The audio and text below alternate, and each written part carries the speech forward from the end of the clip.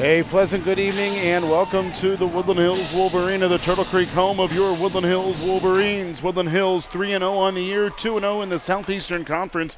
Take on Southeastern Conference foe, the Baldwin Highlanders. The Highlanders are 2-1 on the season, 0-1 in the Southeastern Conference. Baldwin, their last game, lost to Mount Lebanon 54-14 at Baldwin Stadium, while the Wolverines were victorious over the Shaler Titans 47-14 here at the Wolverina. And we welcome you all across the Woodland Hills Football Network. I am Adam Gusky alongside of Fred Guy for tonight's Southeastern Conference matchup in the WPIAL in Quad A. And Fred, Woodland Hills takes on a Baldwin team who started out the season and they look pretty good. Got the win first week of the year, but then lost in a non-conference matchup in week 2, and then lost again last week to Mount Lebanon, big time at home, 54-14. And while they do have both Doug and Nicholas Altavilla in their lineup tonight, their starting running back, Rocco Rosito, not in the lineup for the team in purple. And I really don't think personally that Rocco Rosito would have played much of a factor in this game, just because the Woodland Hills defense has been so stout against the run this year. But where they really have come up short this season so far is in the passing game. I mean, even though they had a blowout win against Shaler, they were really exposed in their pass defense. The quarterback for Shaler did a great job of finding his receivers and getting one very long touchdown pass.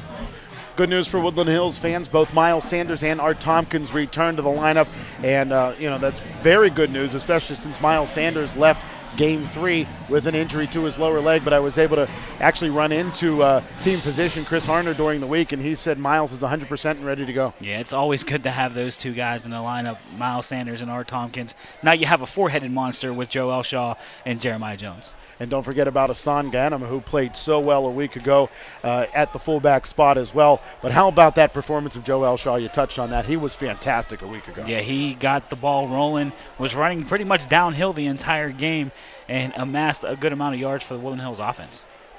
Woodland Hills will kick off to begin this football game. Kicking off for Woodland Hills, as usual, is Jonathan Leone. He'll kick off from the left hash at his own 40-yard line. And two men are back for the Baldwin Highlanders, including Vincent Perchetti and Nicholas Altavilla. Woodland Hills along the far boundary. They wear their home black jerseys, white pants, going old school tonight with the white pants and the black jerseys. Turquoise helmets with the black ears and stripes, as has been the tradition since 1987. Along the near boundary of the Baldwin Highlanders, they wear their road white jerseys with black numerals and purple trim, black pants with purple trim on the pants as well, and purple helmets with their numbers on either side. And we are underway in Turtle Creek, PA. Leone's kick carries to the far boundary and rolls out of bounds at the 21-yard line. So a flag early here, and flags have been the name of the game for the first 3 weeks. And we'll check in with Wayne Mattis, our referee. Free kick out of bounds. Kicking team. The ball will be placed 25 yards from the free kick line. First down. That places the ball at the 35-yard line of the Baldwin Highlanders, and here come the visiting Highlanders. And if you're watching on the television side, the first thing you'll notice is Sterling Jenkins, 6'8", 315, headed to Penn State, the left tackle for the Highlanders. And right now he's going up against Akira McLean, who's one of the better defensive ends in the Whippeal. Altavilla in the shotgun, sidecar to his right. He's pressured, he's hit. Looked like the ball may have squeaked loose, but Altavilla was able to hang on to it with a strong right hand. And the pressure coming from the right. The first man to the quarterback was William Fletcher. Also in on the sack was Dan Gibson, and they will say that Altavilla gets back to the line of scrimmage. So no gain on the play, brings up 2nd down and 10. An excellent coverage by the Woodland Hills defense and secondary and linebackers of doing a great job. Baldwin runs a spread offense, so you're going to see 4 wide receivers in the patterns on most plays, and there's a good job that Woodland Hills is doing so far. Altavilla again in the shotgun, 6'2", 200-pound senior QB for the Highlanders. He'll send his brother in motion from left to right, and the handoff will go to the freshman tailback, and that is Nicholas Latchett, and Latchett is brought down at the line of scrimmage. And Bowden on the tackle, or rather Fletcher on the tackle, also Bowden in there for the Wolverines. And it's 3rd down and about 10. And again, Akira McLean made a great effort of staying home and not following the receiver in motion, and stayed home, which caused the running back to come into Big Dan Gibson and Bowden.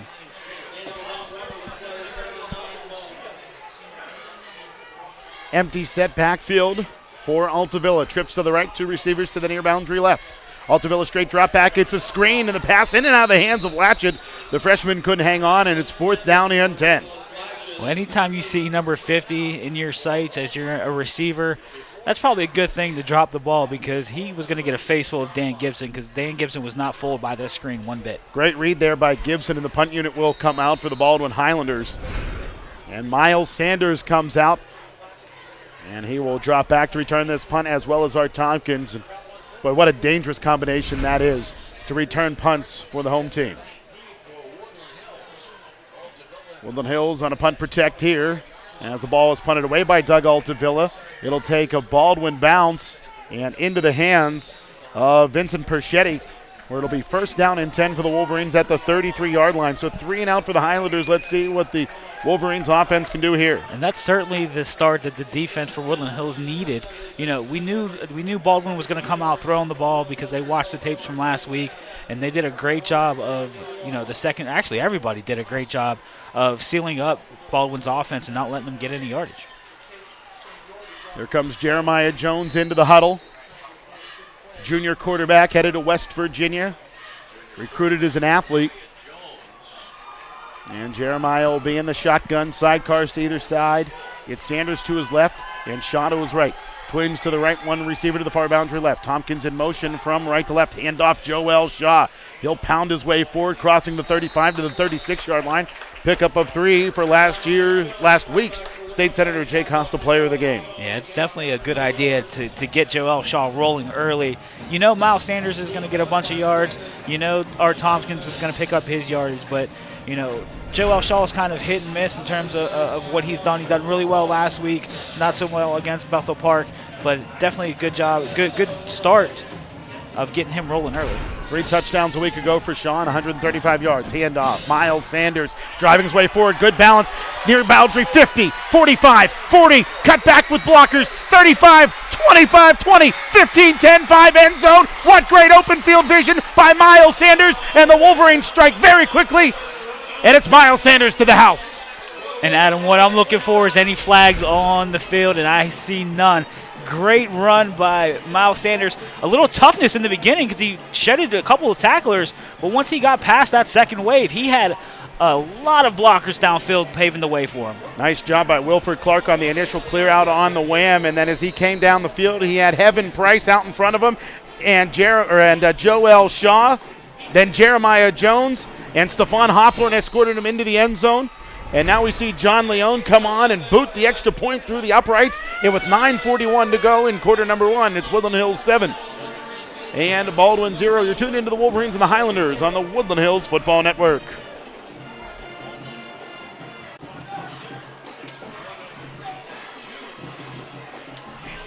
A 2-play, 67-yard drive for the Woodland Hills Wolverines, capped off by a 64-yard touchdown run by Miles Sanders. PAT up and in for John Leone, and it was a thing of beauty for Sanders because he showed every tool he has in his toolbox: toughness, strength, speed, and great open field vision. Yeah, the vision part was the most impressive part of that play, because once he got into open field, he picked up one good block by Joel Shaw, and the rest is history. John Leone boots into this one down to the 12-yard line where the Highlanders will have the return. Nice cut back to the far boundary for Christopher Easel. And Easel is brought down at the 24-yard line. A host of Wolverines on the tackle. And it'll be 1st down and 10 for the Highlanders at the 24 after the Eisel return. 9:34 to play here in quarter number 1. Second drive of the game for the Baldwin Highlanders. This one starts at their own 24. 3 and out last time for Baldwin, and Woodland Hills made them pay with a 2-play, 67-yard drive. Pistol formation for Altavilla. Sidecar to his right. Altavilla, long handoff to the far boundary where the handoff will go to Latchett, and Latchett is brought down along the far sideline. Damon Johnson on the tackle for Woodland Hills. Modest gain of about 2 to the 26, and it's 2nd down and 8. And another excellent job of the defensive line of just stringing that play along, just setting up, putting a helmet on a helmet so their linebackers can be free to make those tackles. A couple of new DNs out there, including Adam McVeigh at the right defensive end, and that shifts to Kyra McLean to the left defensive end, and we saw McVeigh have a terrific game against Bethel Park 2 weeks ago. Short shotgun, handoff. Will go to Zinsmeister, I believe, as he was lined up next to Altavilla. And a loss of 1 on the play there for the Baldwin Highlanders. And this Woodland Hills defense, in terms of the running game, has been absolutely stingy the last game and a half, almost 2 games. Bethel Park had some success of running the fullback dive, but other than that, they really didn't show much. And then, last week against Shaler, very stingy in terms of the run defense. I misspoke. It was Latchett again, the ball carrier for the Highlanders. So a loss of 1 for him brings up 3rd down and 9. 8:10 to play as Altavilla in the shotgun, twins to either side. Altavilla hesitates, throws across his body, and the ball across the middle intended for Vincent Perchetti is incomplete. And it's 4th down and 9 for the Highlanders. And this is certainly not the start that the Baldwin offense needed against this Woodland Hills defense. I mean, if you're gonna make incomplete passes, you got to do something in the running game, because if you're gonna fall flat in both ends, it's gonna be a long evening for you. This time Miles Sanders is all by himself. Looks like Art Tompkins is going to stay up tight, paying respect to Altavilla, who is the punter for the Highlanders. Good snap. Altavilla will boot this one to the far boundary, and it will bounce into Woodland Hills territory. A low liner that got a very good Highlander bounce all the way to the 37-yard line. Will be 1st and 10 for the Wolverines. Yeah, I thought that ball was going to go out around the 45-yard line, but it took a nice turn into the field to pick up a couple extra yards for Baldwin. Beautiful evening here at the Wolverine. 68 degrees, fair amount of humidity, not too hot, not too cold.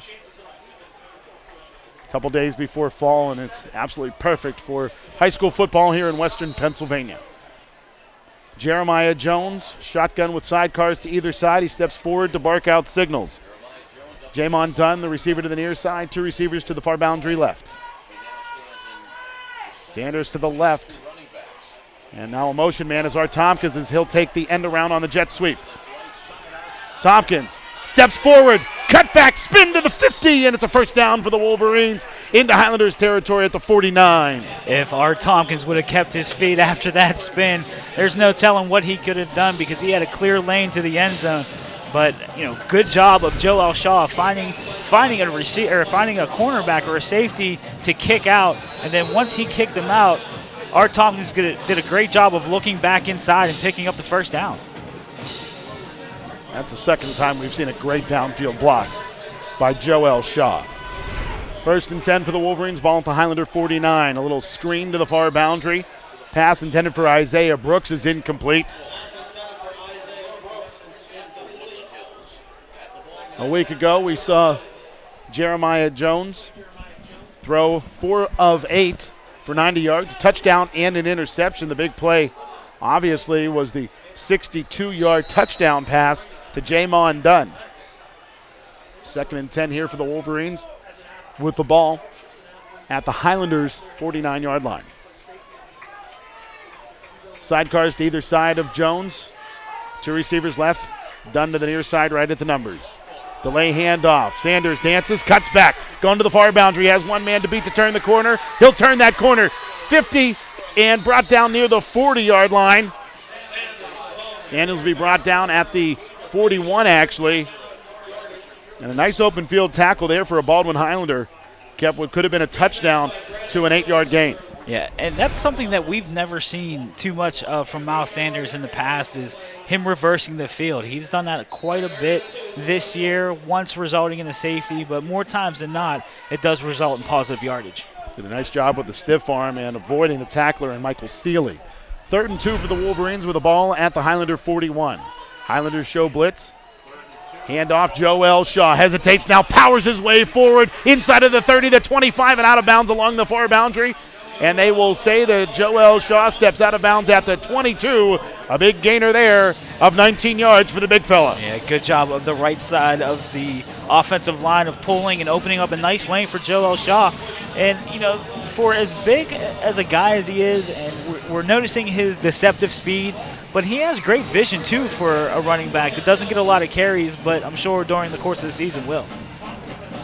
Well, after the way he performed a week ago, you got to get the ball in his hands. And when you have three athletes like Tompkins and Sanders and now Shaw to add into the mix, it's just a lot for a defense to handle. Pistol formation this time with Sanders behind Jones. Straight handoff goes to Sanders, who bounce it near side right. Inside of the 20, inside of the 15, 10 out of bounds near boundary at the 5-yard line. A flag is down. And I think this one's going to come back, and another long run for Miles Sanders will be negated by a Wolverine penalty. And I think you're going to get a holding call on number 44, William Fletcher. Fletcher lined up at the tight end to the near side right. And the referee checks with the Baldwin bench, and now will give us the call. Holding, offense, 10 yards. Replay the down. So that'll back the Highlanders, or the Wolverines up rather, to the 32-yard line. So first down and 20 for the Wolverines. Line to gain is the 12-yard line after the penalty. Handoff. Sanders has Gibson running in front of him. Nice hole there, and Sanders will pick up a big chunk inside of the 25 to the 24-yard line, a pickup of 8 there. And when you got the big fella like Dan Gibson running in front of you, you got to feel comfortable if you're Miles Sanders. And that's one thing that we've neglected to mention about Miles Sanders is his patience, because he was very patient on that last play of letting Big Dan Gibson find somebody to block, and then once he blocked, he just went right off his hip and picked up 8 yards. Second down and 12 for the Wolverines with the ball at the Baldwin 24-yard line. Two receivers to the right. Double tight end formation. Jones pass complete to Tompkins. He bobbles but hangs on. Inside of the 20. Inside of the 15 where he will step out of bounds. And that'll bring up a very manageable third down and 3. A pickup on that play of 9 yards. And this time, Jeremiah Jones actually took his time when trying to deliver that ball. On his first pass, he was very hurried and you know, not a good pass. But this time, he took his time, found his receiver, made a nice throw, and Art Tompkins picked up a great block on the outside by number 1, Havon Price. So again, it's third down and 3 for the Wolverines. The ball at the 15-yard line. Line to gain is the 12. Pistol formation with Sanders behind Jones. And Jones will keep it on a broken play. Still on his feet. He will slide down at the 15-yard line. They'll say actually at the 16. So a loss of 1 on that play as the timing was a bit off. And that brings up fourth down and 4 for the Wolverines at the 16. Let's see if the field goal team comes on, or will the Wolverines keep the offense out on the field? Looks like the offense will stay out there. Joel Shaw and Art Tompkins bring in the play from the sideline. 5:05 as the clock rolls here in quarter number 1. Woodland Hills on top, 7-0. Adam Gusky and Fred Guy on the call here in Turtle Creek, PA. Sidecars to either side of Jeremiah Jones. 2 receivers to the short side right, 1 receiver to the far boundary left. And a flag comes in from the near sideline. Dead ball, false start. Offense, 5 yards. Replay, fourth down. So instead of a fourth and manageable 3, it's now 4th and 8. And a little bit more difficult for the Woodland Hills offense. I don't think that's going to change their mind. They're definitely going to keep the offense on the field, especially this deep in Baldwin territory.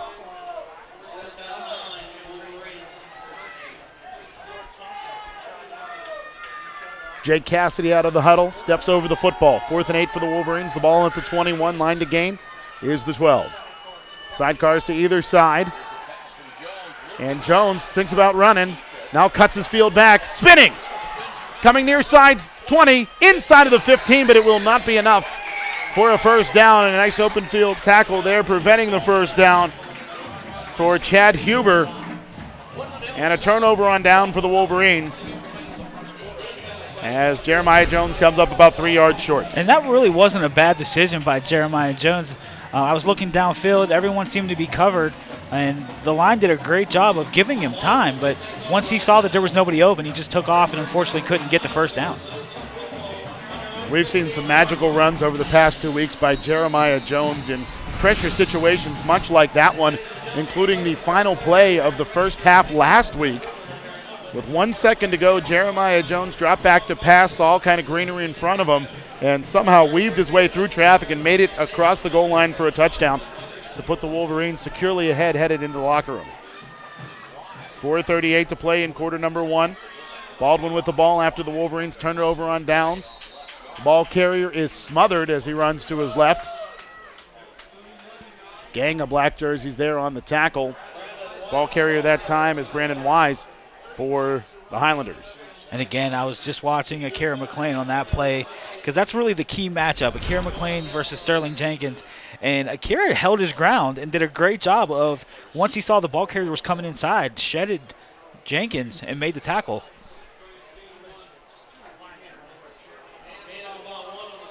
Second down and 9 for the Highlanders. Doug Altavilla in the shotgun sidecar to his right, trips to his right as well. Tight end to the left of the formation. Altavilla off of play action, throws across the middle. The ball is bobbled and then pulled in by Christopher Eisel. And Eisel is brought down after picking up the first down at the 33-yard line. A gain of 16 on that play. Adam, correct me if I'm wrong. Is that Doug Altavilla's first completion of the night? Correct. Prior to that, he was 0 for 2, now 1 of 3 with 16 yards.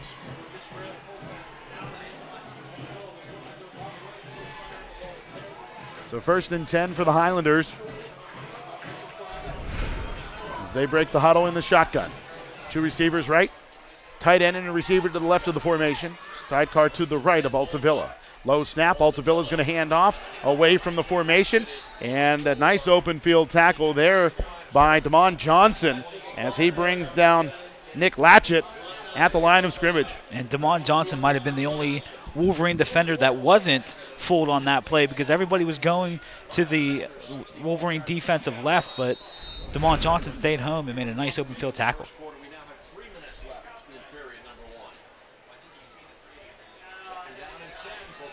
Four-man front out there for the Woodland Hills defense. Wilford Clark alongside of Kevin Solomon. McLean and Fletcher are the ends. 2 receivers to either side. Altavilla straight drop back on the screen. The ball is bobbled and Latchett can't pull it in. He had some blockers in front of him as the Woodland Hills front four was sucked in on that screen pass, but the incomplete pass brings up 3rd down and 10. And that's the second screen pass that Baldwin has dropped today when they had sufficient offensive linemen down the field to break open a nice play. 2 minutes and 41 seconds to go as the clock is stopped here in quarter number 1. Woodland Hills on top, 7-0. Wolverines drove deep into Highlander territory, but came up empty, turning the ball over on downs. Trips to the right, 2 receivers to the near side, left empty set for Altavilla on 3rd down and 10. Altavilla is pressured as he runs to his right. He'll dump it off across the middle. The pass is complete to Vincent Perchetti, and Perchetti turns on the Jets and picks up enough for the first down, a gain of 11, make it 12 to the 40-yard line. And it is 1st and 10 for the Highlanders, their second consecutive first down of this drive. And they're getting it done via the passes. You know, they're making adjustments right now, the adjustments that they need to start moving the ball down the field. 1st and 10 for the Highlanders. The ball at their own 40-yard line. Altavilla sidecar to his left-hand side. 2 receivers to the far boundary right. Motion man from right to left. And I believe that there was some movement up front. Either that or the motion man headed forward prior to the snap. Either way, this is going to cost the Highlanders 5 yards. Snap infraction on the offense, 5 yards. First down.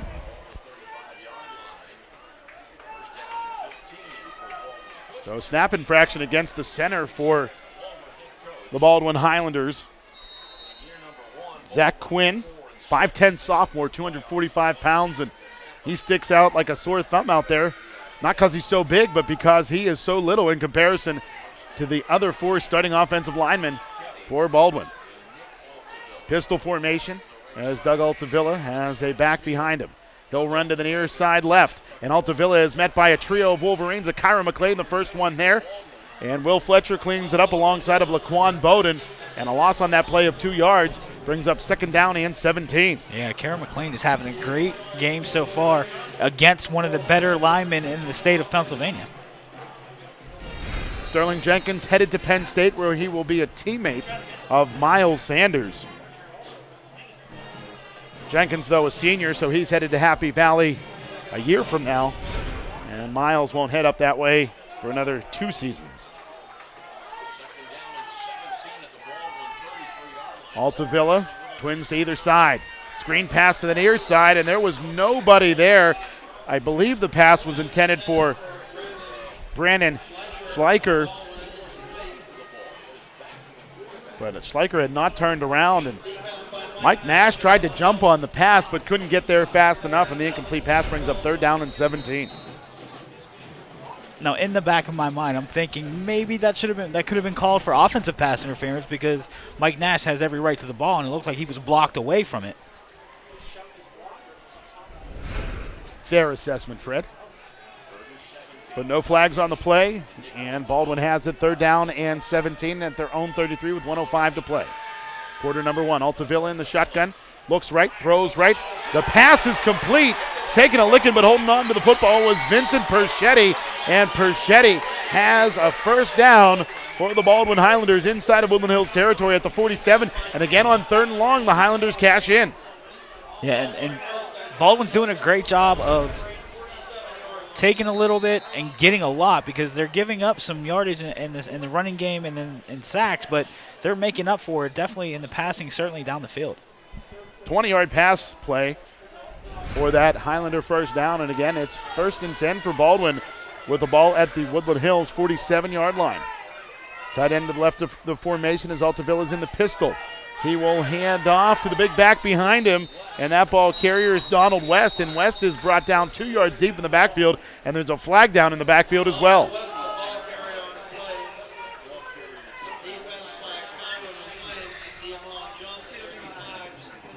So the officials will confer here, and I believe the Wolverines will accept this penalty. Holding, offense, 10 yards, spot of the foul, replay, 1st down. So the spot of the foul was the Baldwin 49-yard line, so this will march the Highlanders back to their own 39.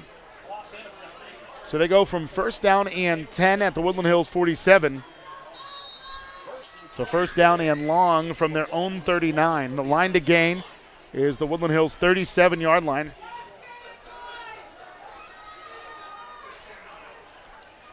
.24 yards, 1st and 24 for the Highlanders.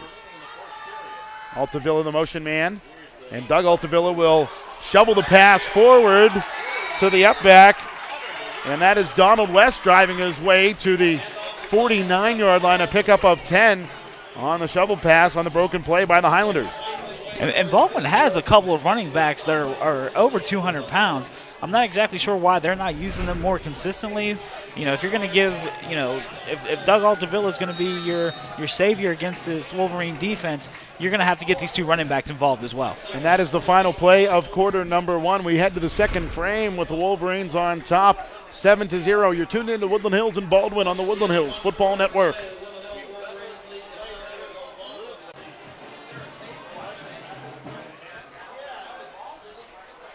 Set to begin quarter number 2 here at the Wolverine. Baldwin with the football, 2nd down and 14 at their own 49-yard line. The line to gain is the Woodland Hills 37-yard line. And while the Wolverines came out a ball of fire to begin quarter number 1, Fred, the offense cooling off just a bit after turning the ball over on downs. And right now Baldwin with a sustained drive on their 3rd possession. Yeah, and Doug Altavilla for Baldwin is doing a great job of keeping the drive alive on 3rd down and 3rd and long. I mean, these aren't some short, 3rd down situations, but he's putting the ball in a nice place for his receivers to make a catch. Again, the situation 2nd down and 14 for the Highlanders with the ball at their own 49. Doug Altavilla in the shotgun, sidecar to his right, 2 receivers to either side. Sidecar to his right is Donald West. Altavilla looks left, throws left. He has a receiver open down that far boundary. Woodland Hills defense broke down there, but Nicholas Altavilla couldn't connect with his brother Doug, who was the quarterback on that play, and it's 3rd down and 14, and boy, do the Wolverines dodge a bullet there, Fred. Yeah, and it looked like Woodland Hills was in a too-deep zone on that last play, and anytime that you're in a too-deep zone, your safeties need to be the deepest people on the field. That time they're not. It looks like number 24, Visco, got sucked in on the pump fake, and then, fortunately for Woodland Hills, it was just an overthrown ball. So again, it's 3rd down and 14 for the Wolverines with the football for the Highlanders with the ball at their own 49. Trips to the right, 2 receivers to the short side left. Altavilla all by himself back there. Has time, throws across the middle, and he hits his brother, Nick Altavilla, and Nick Altavilla pays the price, can't hang on to the football. And we shall see if the punt unit comes on for Baldwin here, but boy, did Altavilla get tattooed there, Freddie. He did, and it looks like number 46, Laquan Bowden, is the one who made him pay the price on that. And it was a good drop from his middle linebacker position. He read the quarterback's eyes, and once he made that throw, just had him right in the crosshairs. Woo! Even on the replay in slow motion, that's a hard hit. Laquan Bowden, 5'9", 200-pound senior linebacker. So the Highlanders will punt it away. Snap high for Doug Altavilla. Knuckling punt will bounce to the far boundary where Art Tompkins settles and picks it up at the 16. He'll run to the far side and be cut under at the 24-yard line, where it'll be 1st down and 10 for the Wolverines. Give a lot of credit to the punt team for Baldwin of containing Art Tompkins before he can get a full head of steam down the field. Well, the Wolverine defense bent but didn't break there, and this is an opportunity for the Woodland Hills offense to make amends after turning the football over on downs on their last drive. And you really need to sustain a drive at this point in the game. Give your defense a little bit of a breather. They were on the field for a good bit of, the first quarter, into the end of the first quarter, into the second quarter. Just put something together, and hopefully it results in some points. Pistol formation. Now the Wolverines will shift into the shotgun. Sidecars to either side of Jones, twins to the right, one receiver to the near side left, and Stephon Hawthorne. Motion man is Tompkins, and a flag comes in along the near boundary.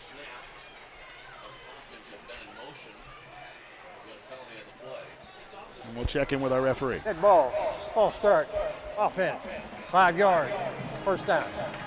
Again, Wayne Mattis, our referee, with that call, and it's a loss of 5 for the Wolverines, and 1st and 15 with the ball now at the 19-yard line. I'd be interested to see which offensive lineman moved, because I didn't see anybody else other than Miles Sanders start to go into motion. Again, sidecars to either side of Jones. He'll drop back, look to his left, throws the pass to Stephon Hawthorne, who had it in his breadbasket, but dropped the football. Just a plain old drop for Stephon Hawthorne, Fred. And that was a nice pass by Jones. And right, like you said, in the breadbasket of Hawthorne, I just don't understand why he didn't come up with it and make a nice move and see what happened after that. So unfortunately, an incomplete pass for Jones. And Jones is now 1 of 3 in the air for 9 yards. Motion man, Tompkins from right to left. Handoff goes away from the motion. It's Sanders into open field, 30, 35-40, 45-50, 45-40, 35-30, 25-15, 10-5, end zone, no flags, touchdown Wolverines. We always have to stipulate that after a long Miles Sanders run, because he's had a few called back already this season, but great job of Miles Sanders of, again, showing all of his tools in terms of quickness, speed, agility, and toughness, because he broke a couple tackles going through the line of scrimmage. And then once he turns on the Jets, man, it is really hard to get him down or even track him down. The strength and balance of Miles Sanders is just absolutely incredible. Well, what a special kid Miles Sanders is, just a junior, the tailback for the Wolverines. And the kick is up, and that kick for John Leone is no good wide left. And with 11 minutes and 23 seconds to play in quarter number 2, it's Woodland Hills 13 and Baldwin 0. You're tuned into the Wolverines and the Highlanders all across the Woodland Hills Football Network.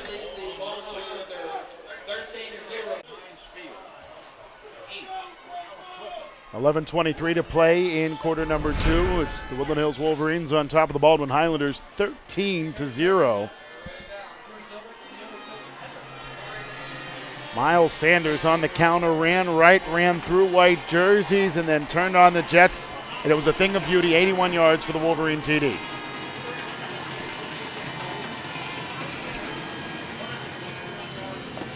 John Leone's PAT was wide left. And that's why it's 13-0. Woodland Hills on top. Leone boots into this one. End-over-end kick. Carries to the 14 where the Highlanders will be on the return. This is Eisel on the return, and he is brought down in the open field at the 19-yard line. Tackle on the play by Malik Flowers. So 11:17 to play here in quarter number 2. Woodland Hills on top, 13-0. Baldwin with the football again at their own, I'll actually say the 22 before Eisel was driven back. Highlanders had a sustained drive on their last possession before ultimately being forced to punt it away. And then the Wolverines struck back very quickly. That's the second time we've seen the Wolverines have a 2-play offensive drive capped off by a long Miles Sanders touchdown. Altavilla with a sidecar to his right and West. Altavilla's pass to the near side is incomplete. The ball bounced towards his brother, Nick Altavilla, and it's 2nd down and 10. You know, just as I was talking about sustaining a drive and giving your defense a little bit of a breather, well, fortunately for Woodland Hills, they put some points on the board. Unfortunately for the defense, they don't get that breather that they were looking for. Well, at least for the defensive front, I don't know so much in the linebackers or secondary, but at least for the defensive front, there's such a rotation that those guys are able to stay fresh. Yeah, you got Solomon, Clark, Youngblood, Gibson, and then even the defensive ends are rotating on a pretty regular basis. Yeah, Fletcher, McLean, and of course McVeigh. Altavilla pressured as he rolls to his right. Pumps, now he'll tuck it and run, and he'll be hit in the open field. Damon Johnson on the tackle for the Wolverines. Altavilla picking up 9. He needed 10. And that brings up 3rd down and 1 for the Highlanders. And we well, at least I can say I wasn't thoroughly impressed with Doug Altavilla last year. This year is a totally different story. He's done a great job so far, completing 54% of his passes coming into this game. And what we've lacking seeing with him is his speed and his ability to run. So Altavilla brings the Highlanders out of the huddle. Tight end to the left of the formation, or correction, to the right of the formation. Motion man from left to right is Nick Altavilla. Doug Altavilla will tuck and run, and I don't know if he got to the first down stick. Wilford Clark among other Wolverines on the tackle. Also Amon Baldwin Youngblood in on the stop for the Wolverines. And the officials will say that Doug Altavilla pushed his way past the first down marker across the 32 to close to the 33. So a pickup of about 2, and it's 1st down and 10 for the Highlanders. And again, a 3rd down conversion for Baldwin. That's at least 3 out of the last 4 that I can recall that Baldwin has converted on 3rd down. Going back to their last drive, that's 4 out of 5, in fact. The Highlanders did come up empty before punting it away on their previous drive. Pistol formation with West behind Altavilla. Altavilla looks left, throws left. The pass is complete to his brother Nick Altavilla, and a great open field tackle there by Art Tompkins as he just dumps Nick Altavilla on his can for a loss of 1. Yeah, that's pretty interesting to see Art Tompkins out there in a cornerback position. But, hey, it's good to see him on the field no matter what capacity it is. Art Tompkins, one of 3 Division I commits already for this Woodland Hills club. He's headed to Toledo next season. We've already talked about Jones and Sanders. Jones headed to West Virginia, and Sanders with his verbal commitment to Penn State in the offseason. Altavilla with a sidecar to his left-hand side, and the running back this time is Wise. Altavilla tucks, drives his way forward, hit in the open field by Bowden. And Altavilla still driving his way forward. Impressive run there as he crosses the 35 to the 36-yard line, driving his way through Laquan Bowden. Jordan Lee, amongst others, had to come in and clean up the tackle. And Altavilla is not a small kid by any means. Over 600, over 6 foot, over 200 pounds. And once he gets ahead of steam and he hits you, it's going to be interesting. Pick up a 4 there for Altavilla. 5 carries for 13 yards for the senior QB for the Baldwin Highlanders. 8:22 as the clock rolls here in the second quarter. Woodland Hills on top 13-0 over the Baldwin Highlanders. Two receivers to either side. Sidecar to the left of Altavilla. He's pressured as he rolls to the near side right. Looks across the middle and diving and making the catch for the Baldwin Highlanders is Brandon Schleicher. And Schleicher is down at the 46-yard line. Another first down for the Highlanders as they continue to push the ball against this Woodland Hills defense. And give a lot of credit to that play to Doug Altavilla, scrambling, buying some time, and then basically coming across his body to throw that ball and finding Schleicher for the first down. Schleicher first catch of the game for him for 10 yards. Altavilla now with 67 yards in the air. Pistol formation for Altavilla. Sidecar to his left as well. Receivers to either side. Off of play action, Altavilla looks straight down the field for his brother, Nick. And the pass overthrown. Nash was there step for step. But it seemed like Nick Altavilla had gotten a step initially on Mike Nash. Yeah, and if that ball would have been connected, there's probably not too much Mike Nash could have done because, like you said, he had a step, maybe even two, on Mike Nash going down the field. And it just looked like a straight fly pattern. I think the play action sucked Nash in long enough to give Nick Altavilla that 1 or 2 step advantage. Again, pistol formation with a sidecar, this time to the right of Doug Altavilla. Receivers to either side. Snap high, Doug Altavilla off of play action. Looks across the middle, and the pass is complete. A leaping catch is the tight end, Josh Zinsmeister, and Zinsmeister bouncing off of black jerseys, and he'll finally be brought down inside of the Woodland Hills 20 at the 19. And I didn't think Doug Altavilla was going to go to Zinsmeister on that play. He had another wide receiver down the sideline that I thought he was going to try to challenge him, but great play, great vision of seeing Zenmeister come across the field and make that grab. 35-yard pass play to Zinsmeister, the senior tight end.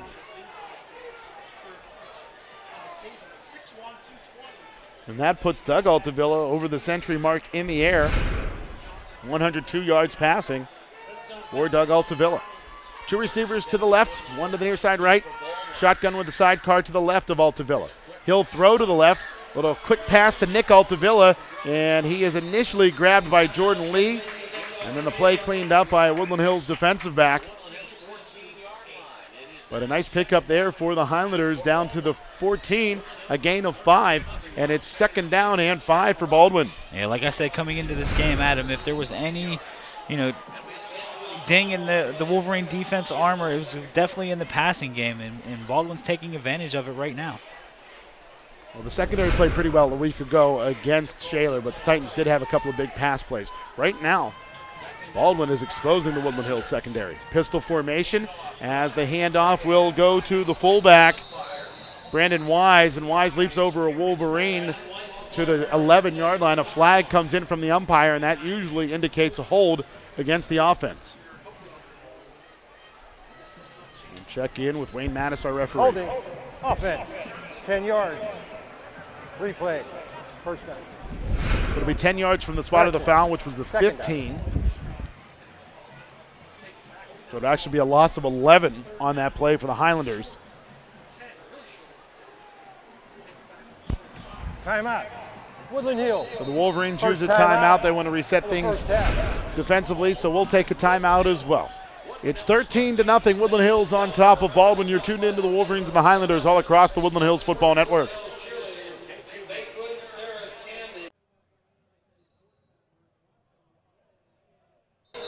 Six minutes and 24 seconds to go in quarter number 2. It's Woodland Hills 13 and Baldwin 0.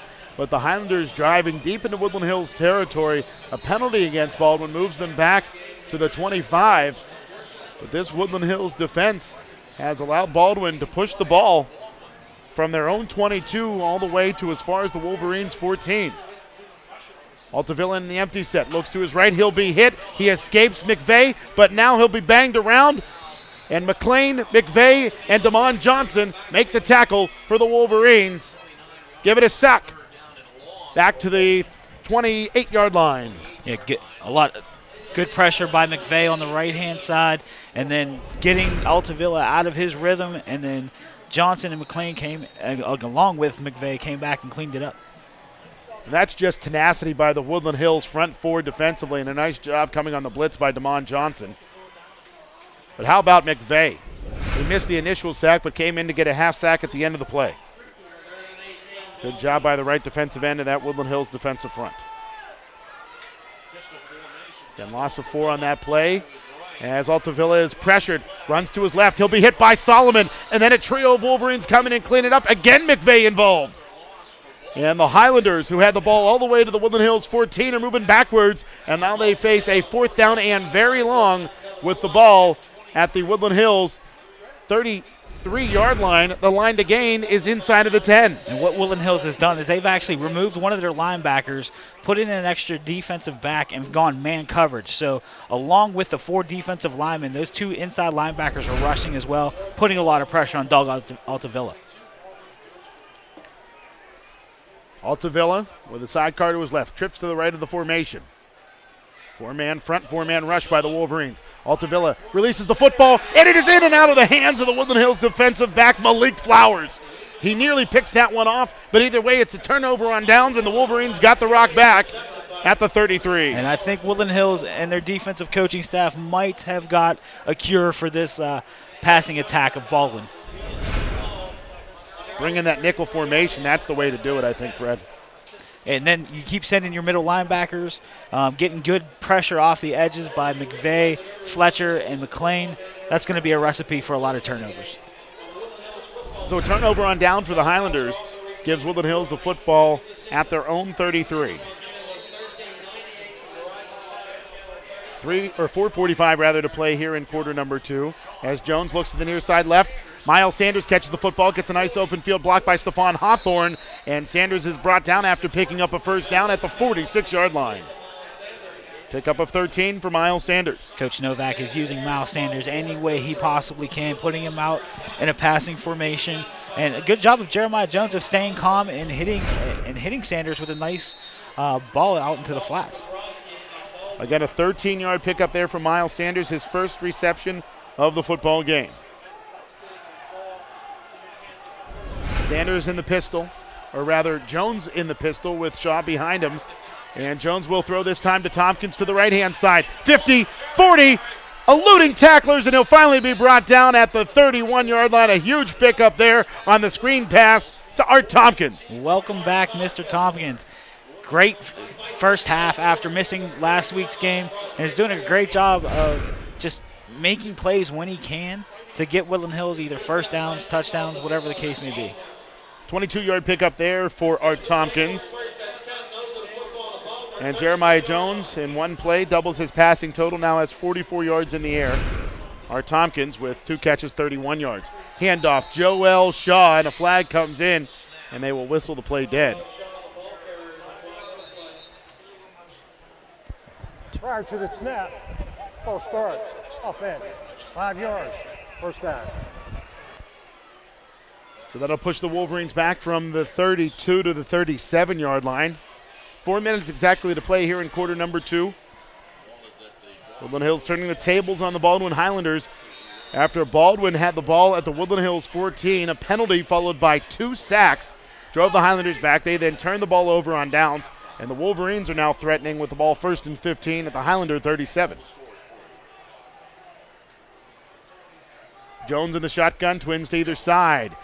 He'll run the end around to Miles Sanders. A flag comes in as Sanders inside of the 30 to the 25, hesitates inside of the 20, still on his feet, 15, 10, 5, and they'll say he steps on the boundary at the 4-yard line. At least that's not touchdown number 7 called back for Miles Sanders. He already has a half dozen taken away this year.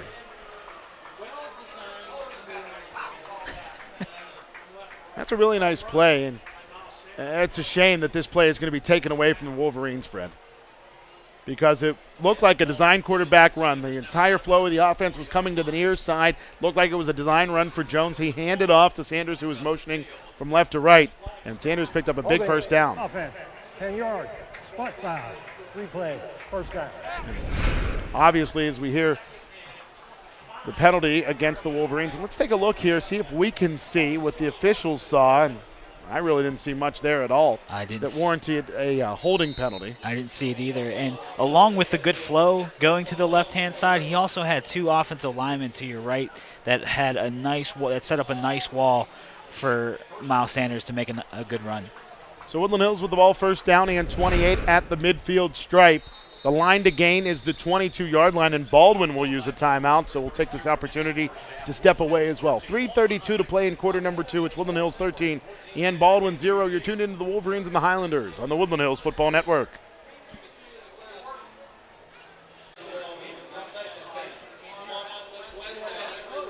.332 to play in quarter number 2. Woodland Hills with the ball, first down and 28 at the 50-yard line. Consecutive penalties against the Wolverines. A false start followed by a ticky-tack holding call pushes the Wolverines back to this midfield stripe. The line to gain is the Baldwin 22. Jones in the shotgun, trips left, one receiver to the far boundary right. Jones has time. He'll run to the near side left. Pauses, steps into one. Throws it down the field, looking for Jamon Dunn, and the pass is incomplete, and it's second down and 28. And I think the one time that the referees probably should have called a holding call against Woodland Hills, they didn't. They didn't even see it. I mean, it came off of the left side, but good job of the line of actually sustaining their blocks to give Jeremiah Jones a lot of time back there. And, unfortunately, it was just a misfire on Jones's part, but good job of the offensive line. Jeremiah Jones, 3 of 6 today for 44 yards. One of those incompletions, a drop by Stephon Hawthorne. And an issue with an extra football out on the field along that far boundary. The officials have to take a pause. And now the umpire will set the ball between the middle of the field and the far hash. Trips to the left, one receiver to the far boundary right.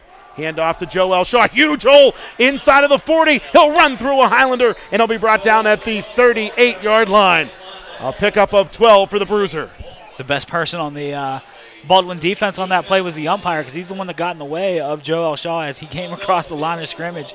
But what a great job of opening up the holes for Shaw, for Sanders, for Tompkins by this offensive line. They've done a great job all night tonight. Right side of that line, opening up that hole that time. Jameer Scarborough, 6'2", 310 right tackle. The initial hole opened up by him, and then it was Dan Gibson leading the way. 2:43 as the clock rolls here in quarter number 2. Woodland Hills on top by 13 points. Sidecars to either side of Jones on the straight drop back. Has lots of time. Now he'll step forward. Running to his right, picks up a nice chip block. And Jones will throw it down there, and the ball will be tipped around and incomplete. The ball was intended for Shaw. A D-back from the Baldwin Highlanders batted it to the turf, incomplete. And it was Vincent Perchetti who nearly had an opportunity to bring that one down, Fred. Yeah, and the only thing I seen wrong on this play is as soon as Shaw comes out into the flats, that's probably where Jones probably should have hit him in the flats, and because he had a lane at least to the first down, maybe to the end zone, but Jeremiah Jones just seems to elude tacklers at play after play after play. Here comes the Wolverines' secret weapon, Jake Rushbridge, the Aussie punter, Australian Rules football player, foreign exchange student for the Wolverines. He stands at his own 47-yard line. Low snap by Rickard, but Rushbridge will knuckle this one to the far boundary where it will roll. And it will roll inside of the 10 and die at the 9-yard line. And again, Jake Rushbridge buries a Wolverine opponent inside of the 10. I believe that's the 4th punt he's put inside the 15-yard line already this season. I think three out of the 4 are actually inside the 10-yard line. And Jake Rushbridge has been such a terrific addition for this Woodland Hills football team. And you don't always foresee a foreign exchange student coming in and making an impact on your football team. But when he's an Australian rules football player who knows how to punt the football like that, you know he can. Been impressive so far this season. The ball at the 9-yard line for the Baldwin Highlanders. First down and 10 with 2:15 to play in quarter number 1. Straight from the sideline to the line of scrimmage go the Highlanders. 2 receivers right, one to the short side, left side car to the right of Altavilla. He will hand off. And that handoff goes to Brandon Wise, and Wise is brought down after a pickup of about 2 out to the 11-yard line. And from my vantage point, it seemed like it was Wilfred Clark on the tackle for the Wolverines.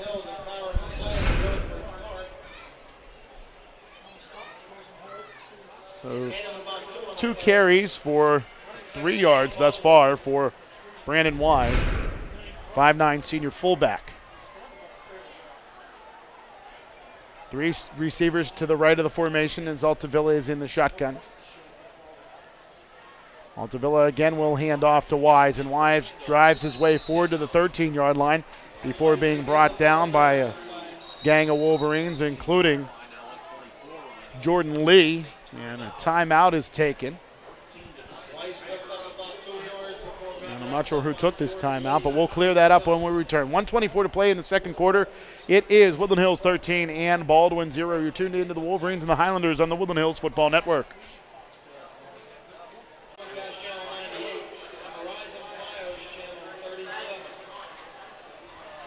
$1:24 to play in quarter number 2.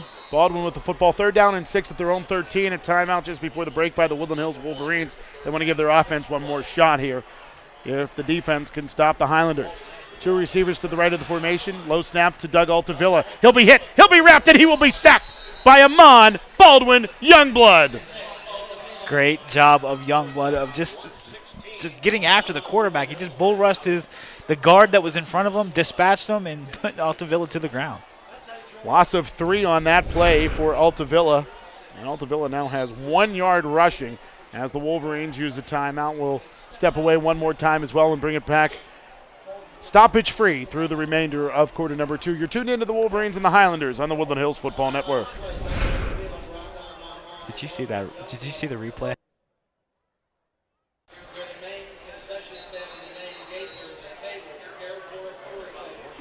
Timeout by Woodland Hills after a big sack by Amon Baldwin Youngblood, the 6'4", 325-pound junior two-way tackle. Just absolutely bull rushed a Baldwin Highlander to bring down Altavilla in the backfield, and it's 4th down and 9. Altavilla stands inside of his own end zone, catches a nice snap, boots it away. It will bounce, roll, and go to the far boundary at the 37-yard line. So the Wolverines have the football, 1st and 10 at the Baldwin 37 with a 1:11 to play. So the Wolverines valuing their timeouts in the first half, and this gives them an opportunity, Fred, with the football inside of Highlanders territory with an opportunity to build on a 13-point lead before the break. I mean, we know that they can score quickly on the run, the pass, whatever the case may be, but I think at this point they really need to take some time off the clock, try to put some points at the end of the board, and then get back into the locker room and then regroup defensively for the air attack that's going to happen in the second half. Trips left. Jones has time. Nice block there by Joel Shaw. Now Jones is going to take off running. Coming to the near side, he'll be brought down inside of the 35 at the 34. The Wolverines want to get to the line and clock the football here.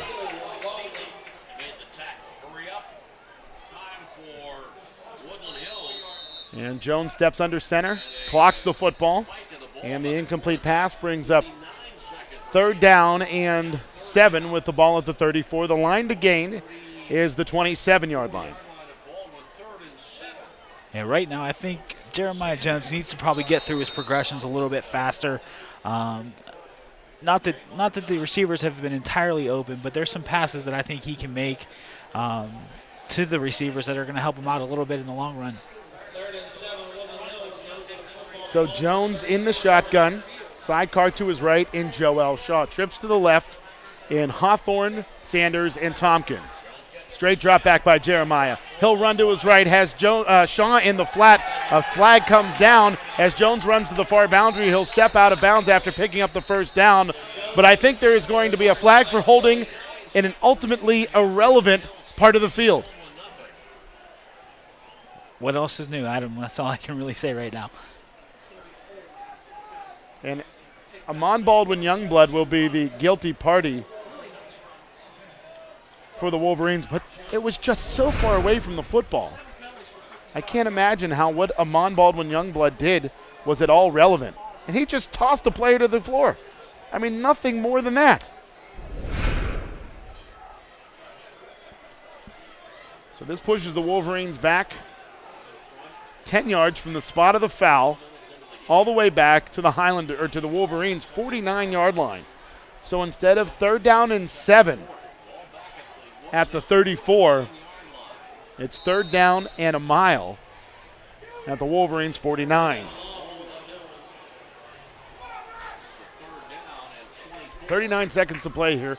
Jones in the shotgun trips to the right. Hawthorne the near boundary left. Rolling to the right is Jones. He'll direct traffic. He'll step into one.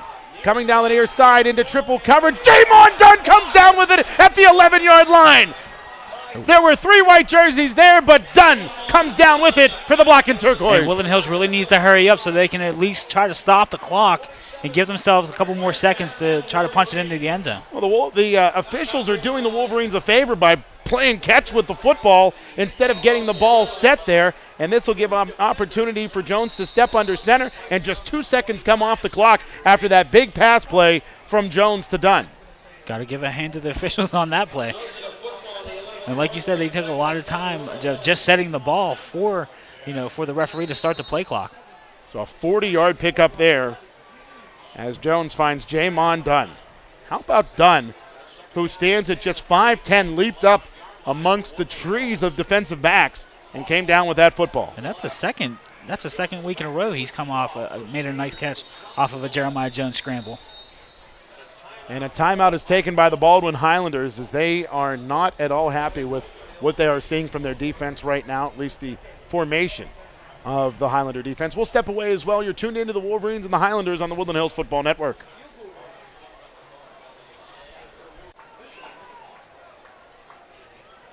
Second down and 10 for Woodland Hills with the ball at the Baldwin 11-yard line. Woodland Hills with the ball in this situation because of a beautiful leap and catch by Jamon Dunn as Jeremiah Jones threw it down the field. Now Jones, straight drop back. Now he'll tuck and run inside of the 10, dancing inside of the 5, dives forward into the end zone for a Woodland Hills touchdown. And yet again, late in quarter number 2, it is Jeremiah Jones being a magician. Yeah, I'm kind of surprised because it looked like he was going toward the left pylon, but at the 5-yard line, he hit the turn signal and cut it right back through the at least 4 Baldwin Highlanders. Just an impressive run yet again by Jeremiah Jones. Folks on the TV side get an opportunity to take a look at this one. It's a beauty.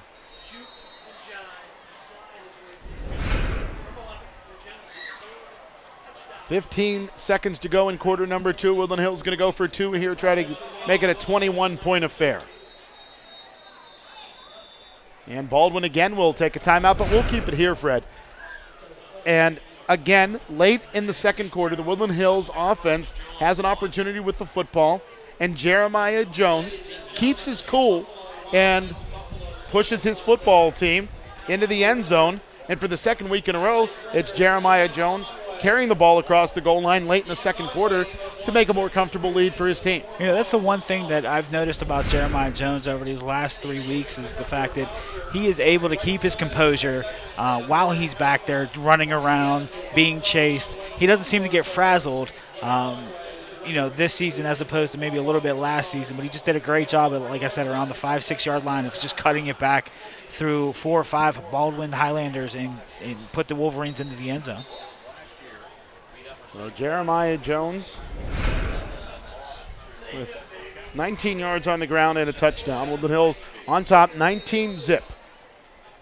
2-point conversion attempt here for the Wolverines. Sidecars to either side of Jones. He'll hand off to Sanders. Sanders retreats, looks to turn the corner, somehow leans his way towards the pylon. No signal yet.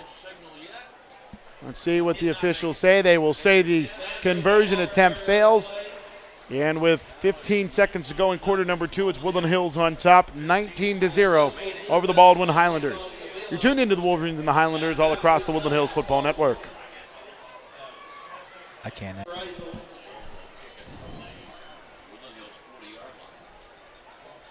15 seconds to go in quarter number 2. Woodland Hills on top, 19-0 over the Baldwin Highlanders. A missed PAT by John Leone and a failed 2-point conversion run by Miles Sanders. Here's why this game is not 21-0. Leone's kickoff will carry to the right where it is caught by Dalton Dabrowski, and Dabrowski is brought down at the 32-yard line with 9 seconds to play here. And you have to assume the Highlanders will take a knee and head to the locker room, lick their wounds, and get set for the second half, Red. You would think that would be the logical choice, but, when you have a gunslinger like Altavilla, anything's possible right now. Well, Baldwin really didn't try to push the issue when they had the ball back at their own 9-yard line on their last possession. They ended up punting it back to the Wolverines. Woodland Hills took advantage starting at the Baldwin 37. They got pushed back by some penalties, but it was the Jeremiah Jones show again late in the second quarter, leading to a more comfortable lead for the home team. Baldwin in the shotgun. Altavilla looks left, throws left. The pass is complete to that far boundary for Brandon Schleicher. Schleicher is brought out of bounds at the 39-yard line with 6 seconds to go, and it's second down and 4 after the pickup of 7. I guess you were wrong that time that they weren't going to take the knee, and that's what you need to do in a short time situation is run your outs, get out of bounds, regroup, and get on for the next play. 3 receivers to the near side right. Doug Altavilla with sidecar to his left. Altavilla pressured, bounces off of a lineman, and then is brought down from behind by Akira McLean. And McLean with a punctuation mark to end quarter number 2. The Wolverines head into the locker room on top 19-0 over the Baldwin Highlanders. And Fred, we saw the Woodland Hills defense bend but not break on many occasions in that first half. But the last couple of series by the black and turquoise attack really came through very well for that defense. They're getting a lot of pressure from the defensive line and linebackers. And Akira McLean, who made the sack on that last play, is going against one of the better linemen in the state. And he is just manhandling Sterling Jenkins right now.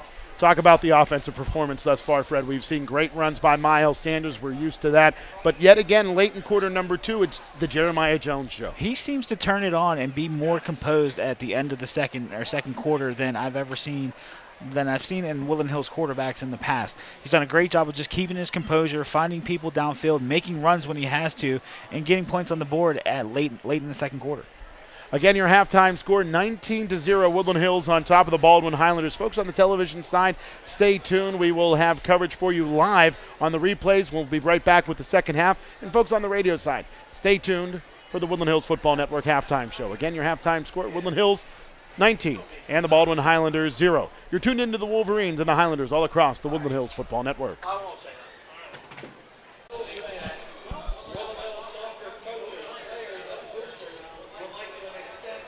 And we welcome you back to the Wolverina, where Woodland Hills leads Baldwin 19-0 in this Southeastern Conference matchup. Adam Gusky and Fred Guy on the call for you all across the Woodland Hills Football Network. And folks on the radio side in the halftime show had an opportunity to hear some impressive offensive stats for the Woodland Hills Wolverines. 228 yards rushing for the black and turquoise. Conversely, Baldwin with just 3 rushing yards through the first 24 minutes of action. Yeah, Woodland Hills has done a great job against the running game for the most part this season. Some hiccups here and there, but largely they've kept teams in check on the ground. Where they've come up short a little bit at times is in the passing game. Been able to get past some defenders down the field and set up some nice long plays for the opposing team. And thus far, we've seen Doug Altavilla go 9 of 16 for 114 yards in the air. Now, the Baldwin Highlanders have not scored, and a lot of that has to do with the Woodland Hills defense changing things up a bit. They brought in an extra member of the secondary, and they started bringing the pressure strictly from that defensive line, and that defensive line is really putting pressure on Altavilla now, and we've seen it wave after wave as the Wolverines continue to bring new bodies in. They're all really getting to Altavilla, Fred. Yeah, that fifth defensive back, or the nickel as some people call it, has done a great job for Woodland Hills in terms of throwing an extra defender out there, mixing up the defensive coverage. Altavilla's getting a little confused, but as he's getting confused, the defensive line and linebackers are taking their toll on Doug Altavilla. 2 weeks in a row, Woodland Hills' rushing attack has been absolutely incredible. Last Friday night, the Wolverines were able to put together 460 yards on the ground, including 355 yards from Shaw, Sanders, and Jones. And in the first half, Woodland Hills again with impressive numbers. 228 yards rushing, including Miles Sanders with just 4 carries for 161 yards and 2 touchdowns. And if you're any kind of math whiz, you're able to figure out pretty quickly that is over 40 yards per carry for Miles Sanders. And that's an impressive first half. Him getting the ball only 4 times, or actually 4 carries, because he does have a reception as well. that 40-yard per carry average is probably going to make some high school newspapers, some sports section articles definitely this week. Take this opportunity to run through the MSA Sports WPIAL Quad A rankings. Woodland Hills still atop the rankings at number 1. Central Catholic nipping at their heels at number 2. Penn Trafford is surprised coming out of the Foothills Conference. They are 3-0 and ranked 3rd right now. Pine Richland, they sit atop the Northern 8, and they have been very impressive through the first 3 weeks of this season. Mount Lebanon is surprised. They're number 5 at 3-0 out of the SEC. North Hills is also 3-0 out of that Northern 8 conference. McKeesport 2-1. Penn Hills 2-1 after losing to Central Valley a week ago. Norwin starting to surprise some people as they make their way into the rankings at 3-0 out of the Foothills Conference, and Bethel Park rounds out the top 10 at 1-2. And most notably absent from that list, the Upper St. Clair Panthers. It's very rare that you do not see them in the top 10 in any publication. Baldwin will pooch a kickoff to an up man at the 31-yard line, and running with that football appears to be Jordan Lee, and Lee will carry the ball across the 35-yard line, or 45-yard line rather, and be brought down at the 47-yard line. Nice ball skills there by Lee, and he was able to run with the football pretty well. Brought down at that 47. Oh, he kept the ball in the wrong hand, in the right hand that time too. But certainly when you're a linebacker, you've obviously played fullback through the system, and Jordan Lee's no stranger to probably carrying the ball. So 1st and 10 for Woodland Hills with the ball at their own 47-yard line as we get set to begin quarter number 3. Again, Woodland Hills on top, 19-0. 2 receivers to the near side left, 1 receiver to the far boundary right, and Jamon Dunn. Sidecars to either side of Jones as he sends Tompkins in motion from left to right. Nice chip block by Shaw. That'll spring Tompkins to the far boundary. Inside of Highlanders territory as he steps out of bounds along that far boundary at the 49-yard line, where it'll be 2nd down and about 6. Yeah, when you run that jet sweep, you never know where the ball is going to go, because it looks like Miles Sanders was also maybe going to, if Jones would have faked the ball correctly, may have given it to Sanders, got some more yards, but Art Tompkins has done a great job with that jet sweep all season long. 2 carries, 18 yards for Art Tompkins. On the day, Tompkins also has a pair of receptions for 31 yards. Sidecars to either side of Jones again on 2nd down and 6. Motion man from right to left is Heaven Price. Handoff instead will go to Joel Shaw, who leaps, barrels, and pounds his way forward.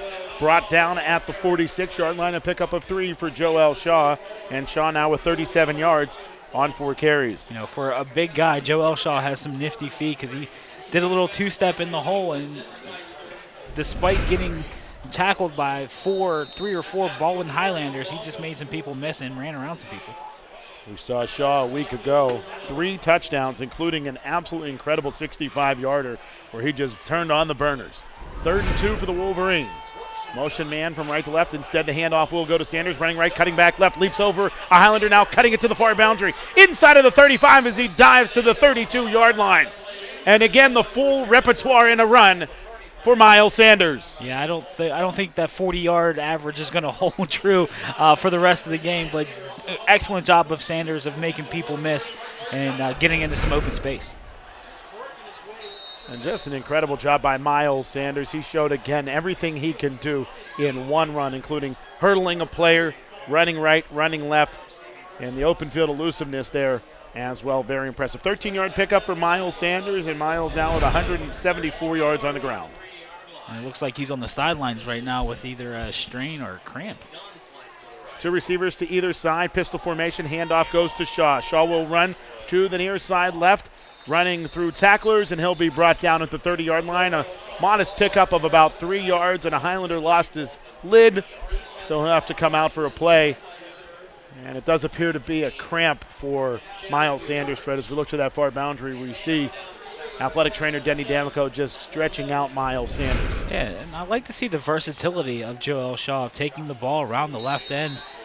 Usually we're used to seeing him in between the tackles, but once you can get him the ball in some space, he's going to do some damage for you. Pistol formation with Shaw behind Jones. Jones is going to run the quarterback draw.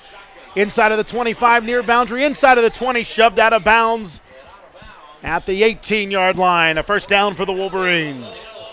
Nice patience of Jeremiah Jones of just waiting for his blockers to get set up and put a helmet on the defenders of Baldwin. And then once that happened, he just went right off the left hip and picked up another 10 yards after the block. So a pickup of 12 yards there for Jeremiah Jones. He now has 31 yards rushing to go along with the touchdown late in quarter number 2. Again, the pistol with Shaw behind Jones. Trips to the right. Handoff. Shaw hesitates, then barrels, spins. And he will now retreat. And finally buried down at the 30-yard line, but they will say his forward progress was stopped at the 18-yard line, and all of that yardage lost was because of Highlanders pushing him back. And if Baldwin's going to have success while Joel Shaw is running the ball, that's exactly what they need to do. They need to get 2-3 guys initially to make him, keep him off get him off his feet, and then have the whole team pretty much pile on him after that. Kind of a gift for the Wolverines there.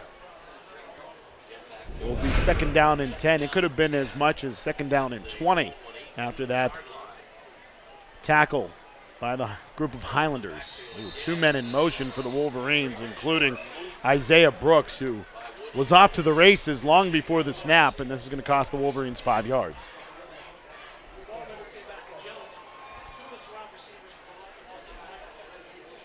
Again, our referee for today's football game, Wayne Mattis.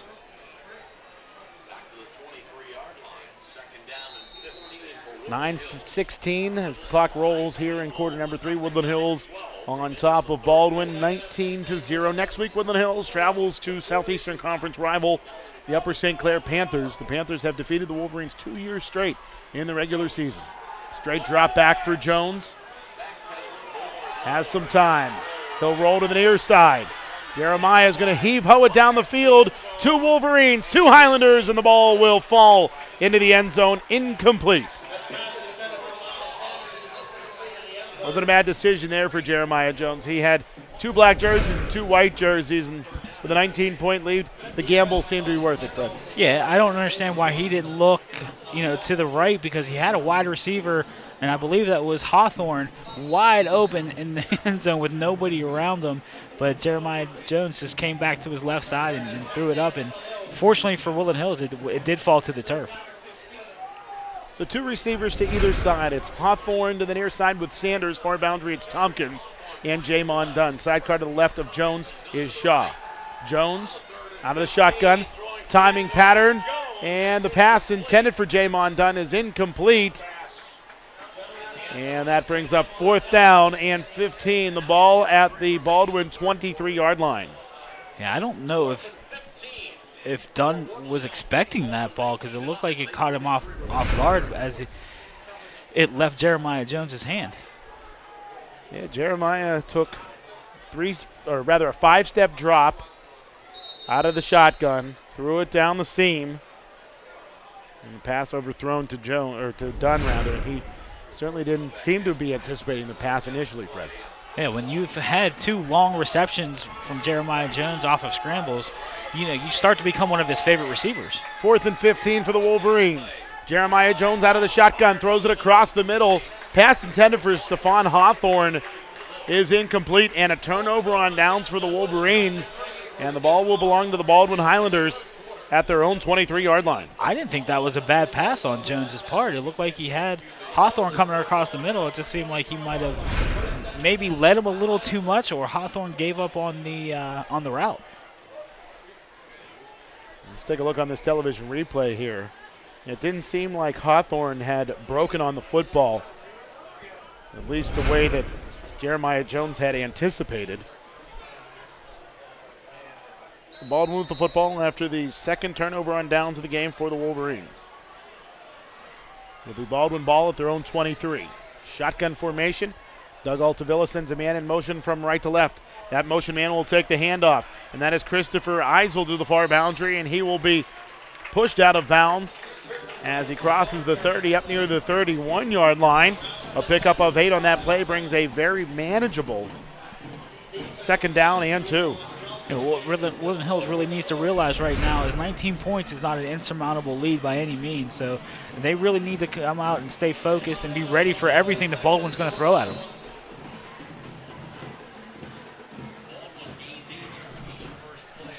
Second down and 2 for the Highlanders with the football at their own 31-yard line. Clock rolling here, or clock stopped here rather, with 8:29 to play.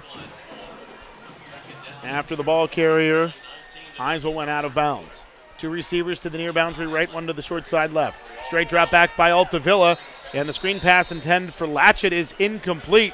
I'm not sure if a Woodland Hills defensive lineman got a mitt on that football or not, but either way, it's 3rd and 2. And that's the one phase of the passing game that Baldwin hasn't been successful with. I believe that's the 3rd incompletion off of a screen pass that Baldwin's trying to attempt. Clock stopped, 8:26 to go, 3rd frame. Woodland Hills on top, 19-0. Defensive line right now for the Wolverines is Kyra McLean and Will Fletcher. At the ends, the tackles are Kevin Solomon and Big Dana Gibson. Shotgun formation for Altavilla. Sidecar to his right. He'll send his brother in motion from left to right. Doug Altavilla is going to run the quarterback draw, and he'll have enough for the first down before Visco makes the tackle for the Wolverines. But a pickup on that play of 6 yards to the 37. It's 1st and 10 for the Baldwin Highlanders. And one of the bright spots for Baldwin on offense is the fact that they have been able to convert so many 3rd downs. Even no matter if it's 3rd and long, 3rd and short, they've been pretty consistent on 3rd down. Doug Altavilla brings the team in white out of the huddle, trips to the right. And a sidecar to the right as well. Altavilla bobbles the snap a bit, throws it to the near side to his brother Nick Altavilla. He'll elude one Wolverine and then be hit hard. Nice open field tackle by Bike Nash, but we've been saying that for 2 years. Nash was like a black hole out there. If he can get his arms on you, chances are he's making the open field grab. Yeah, I mean, defenders have, or offensive players have the ability to make cuts, and Mike Nash has done a great job anytime he's been in a one-on-one situation in open field of making a nice tackle and just a solid all-around good hit. Nick Altavilla did a very nice job there of eluding the first Wolverine to pick up positive yardage there. 2nd and 3 for the Highlanders with the ball at the 44. 2 receivers to either side. Altavilla with a sidecar to his left. Pass comes to the near side where it's completed to Persichetti, and Persichetti is brought down right near the first down flag. Tackle on the play by Will Fletcher, but it's enough for the first down, a pickup of 4. They needed 3, and it's 1st and 10 again, a 3rd down conversion for the Highlanders. And the officials really missed a block in the back on Jordan Lee, because I thought Jordan Lee was going to make a nice solid tackle, but he was pushed in the back by an offensive lineman, which paved the way for the Baldwin receiver to pick up the first down. 1st and 10 for Baldwin with the football at their own 48-yard line. Highlanders motion a man to the far boundary left. 2 receivers to that far left-hand side, 1 to the near side right.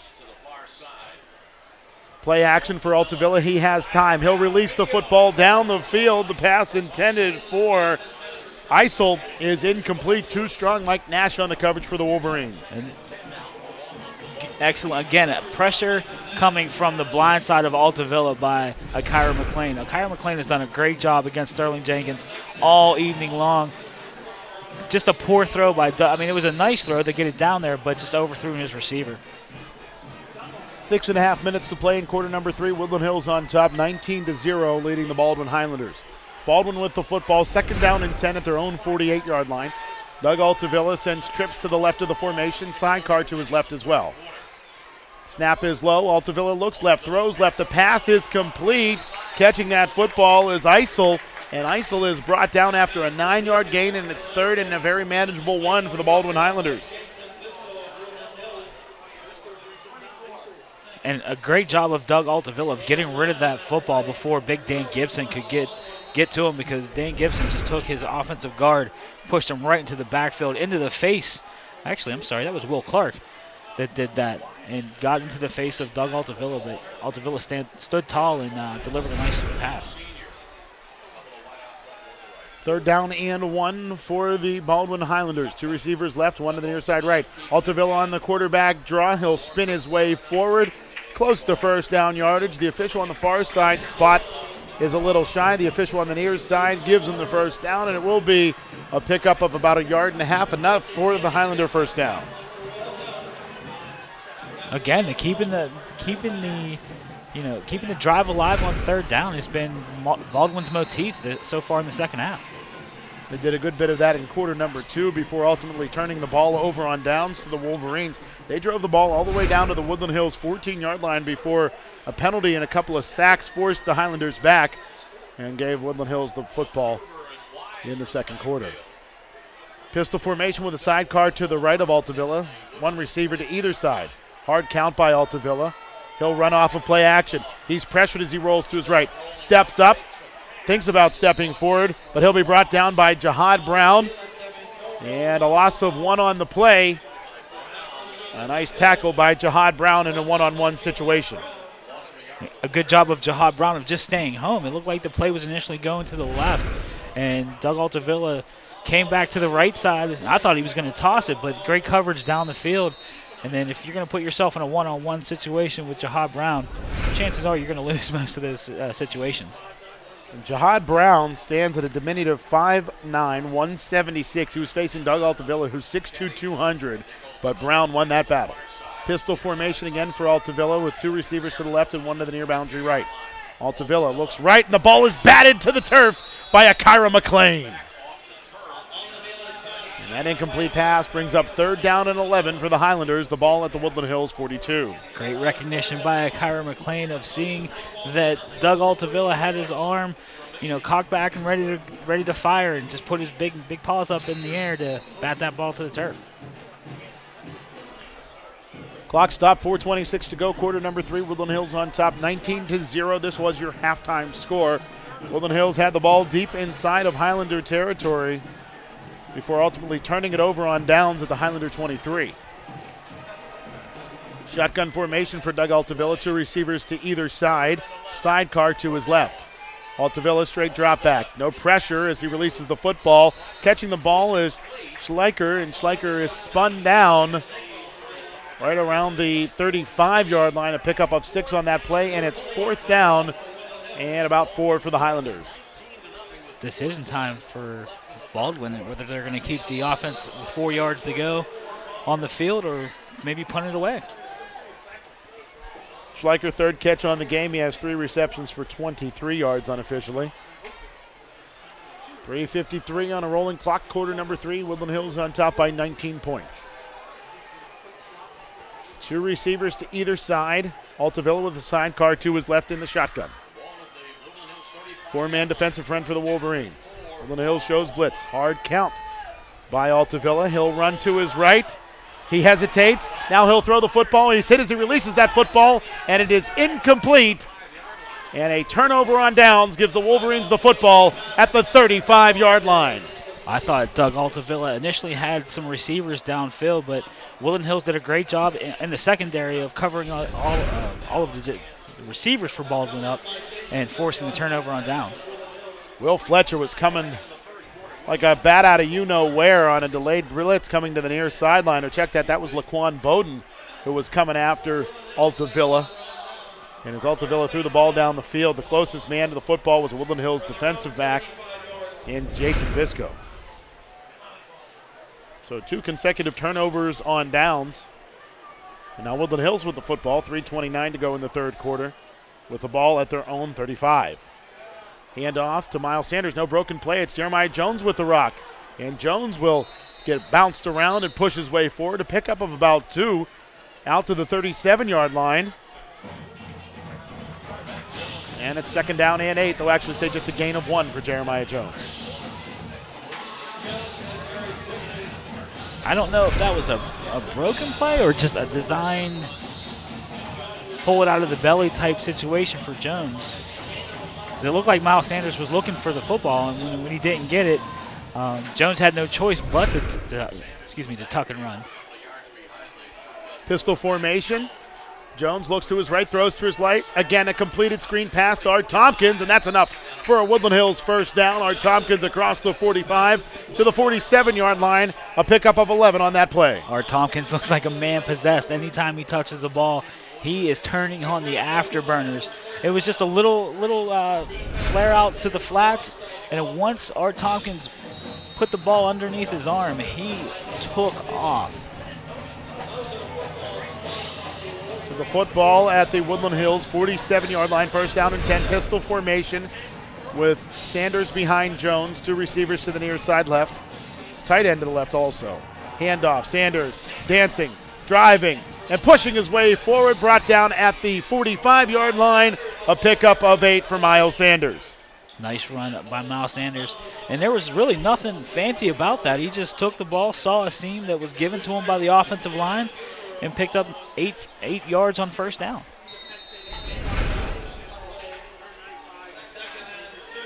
Second and 2 for Woodland Hills with the football at the Baldwin 45-yard line. Less than 2 minutes to go in quarter number 3. Pass to Art Tompkins to the near side, and Tompkins running to the near boundary, escaping Baldwin Highlanders inside of the 40. Beautiful cut to the 30. Far side 25, 20, 15. Jeremiah Jones down there to block. Art Tompkins dives. It's a Woodland Hills TD. Wow.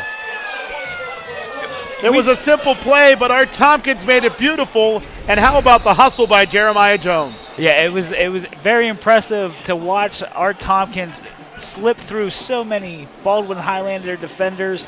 And then once you get him in open space, it's really hard to one, tackle or catch up to him, and 2, to tackle him. But he had great vision of cutting back time after time on that play, and then give a lot of credit to the hustle of Jeremiah Jones to get down there to try to make a block for Art Tompkins. Art Tompkins shaken up on the play as he dove to that far boundary. He may have landed on the football. He was also chucked on the hip by a D-back for the Baldwin Highlanders. It was Cameron Zandier who put the licking on Art Tompkins as he dove across the goal line. So with 1:34 to play here in quarter number 3, Woodland Hills on top, 25-0. We're going to step away. You're tuned in to the Wolverines and the Highlanders all across the Woodland Hills Football Network.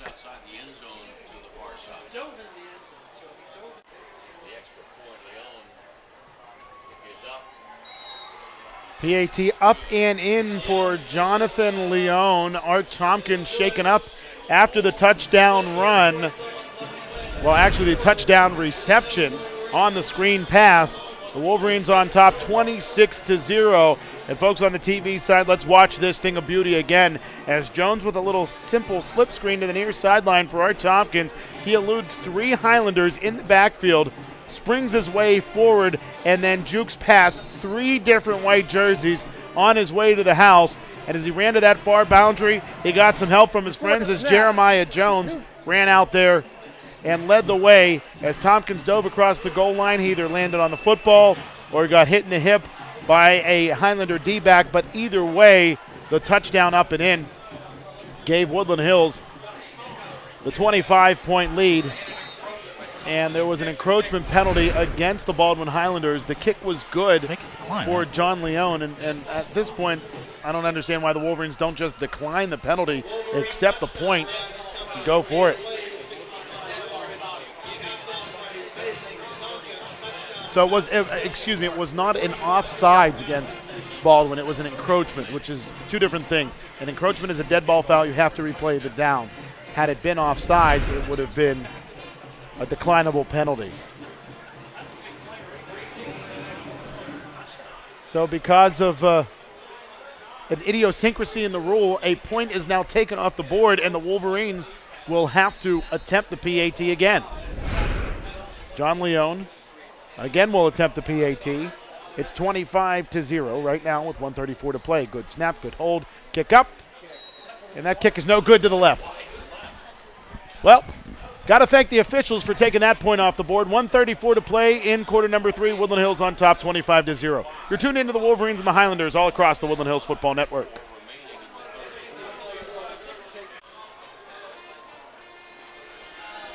.134 to play in quarter number 3. Woodland Hills on top of the Baldwin Highlanders, 25-0, then 26-0, then 25-0 again. There was an encroachment penalty against Baldwin. Not an offsides, but an encroachment. So a dead ball foul forced the Wolverines to kick again. And John Leone missed the second opportunity at the PAT after he made the first one.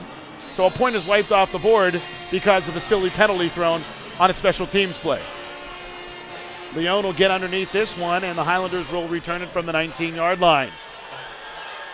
Return man for Baldwin appeared to be Cameron Zandier. Check that. That is David Johnston on the return for the Highlanders.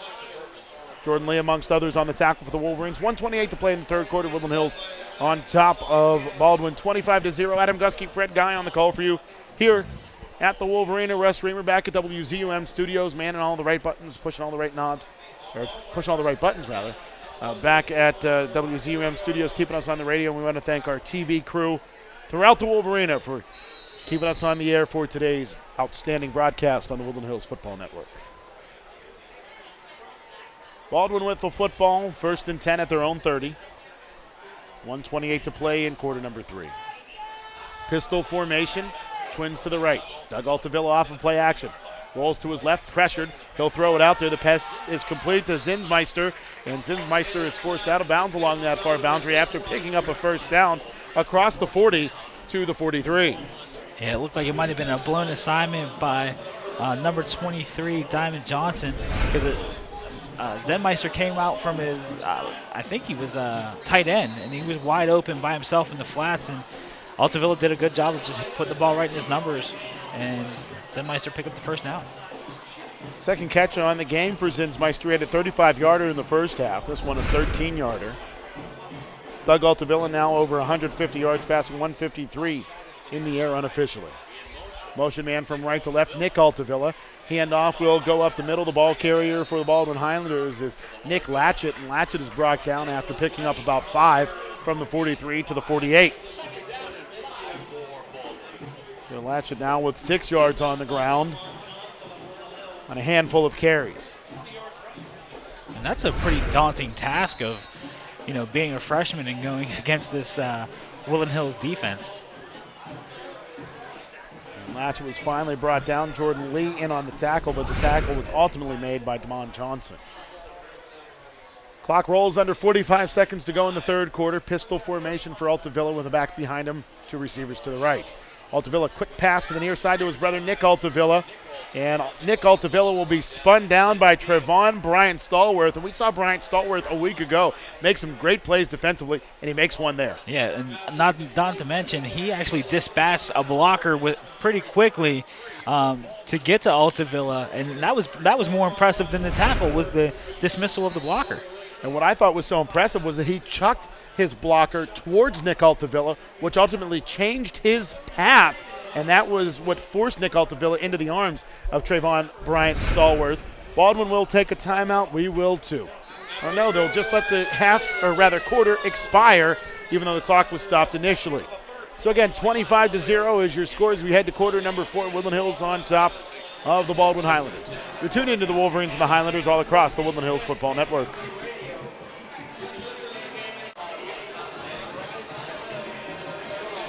Set to begin quarter number 4 here at the Wolverine. Woodland Hills on top of Baldwin 25-0. Baldwin Highlanders have had some sustained drives against this Woodland Hills defense, Fred, but the Woodland Hills defense has not broken by any stretch of the imagination. When they've needed to make big plays, they've done so. They've forced Baldwin not to turn the football over, but turn it over on downs. Yeah, that's the most impressive part. Woodland Hills normally does force a lot of turnovers, but Baldwin has done a great job, especially on third down, of sustaining drives. But Woodland Hills hasn't broken yet today, and so far, I don't think they will. Third down and 3. Motion man is Nick Altavilla from left to right. Doug Altavilla will run to that far boundary, and he will be undercut shy of the first down marker. Doug Altavilla just inside the 50 to the 49-yard line, a pickup of just 1 on that play. Which brings up 4th and 3. And at this point in the game, there's no sense in punting the ball, but it looks like Baldwin's punt team is coming onto the field. And I'm not sure who that Wolverine was that came out there and undercut Altavilla. Looked like it may have been Trevon Bryant Stallworth, who just broke at Altavilla and made the stop, and it was, again, Bryant Stallworth with a big open field play. Punt formation for the Highlanders. Nobody back for the Wolverines. Baldwin goes for the fake punt. And will be the Highlanders driving the ball across the line of scrimmage. And it's enough for a first down on the fake punt. The direct snap went to one of the upbacks. It went to David Johnston, and Johnston picks up about 3 yards, enough for the Highlanders' first down. I think Woodland Hills was anticipating some sort of fake because they left their first team defense on the field, but Baldwin just did a great job at the point of attack of, pushing some defenders out of the way, and Johnson was lucky enough to get a first down. Well, we've seen the Highlanders convert a lot of third downs today. That's their first fourth down conversion. 10:55 to go in quarter number 3. Trips to the left of Altavilla, 2 receivers to the right in an empty set. Altavilla on the screen. It's batted to the turf again by Akira McLean. That's his second PBU of the evening. And Woodland Hills has not been fooled by the screenplay by Baldwin the entire day. Whether it be a drop pass, a missed pass by Altavilla, or bat downs by Akira McLean, Woodland Hills hasn't fallen for the screenplay at all today. And part of the issue with running the screen against Woodland Hills is outside of Kevin Solomon, there's a lot of height along that defensive front for the Wolverines. McVeigh, McLean, Gibson, Baldwin Youngblood, Wilford Clark, they're all over 6 feet tall. Yeah, and trying to get the ball up and over those guys is really tough. Altavilla rolling near side, pressured by McVeigh. He'll throw it out into the flat. The pass is completed to Persichetti, Vincent Persichetti on the reception, and he has been the favorite target of Doug Altavilla. And a pickup of that play, enough for the first down for the Highlanders. A pickup of 11. And a good job of Adam McVeigh applying pressure, but Doug Altavilla wasn't fazed at all by the pressure. Delivered a nice throw, and Persichetti made an excellent catch. 165 in the air for Altavilla as he's pressured. He's hit. He's banged around and brought down. Will Fletcher in there as well as Big Danny Gibson. And that is a lot of contact on the quarterback of the Baldwin Highlanders.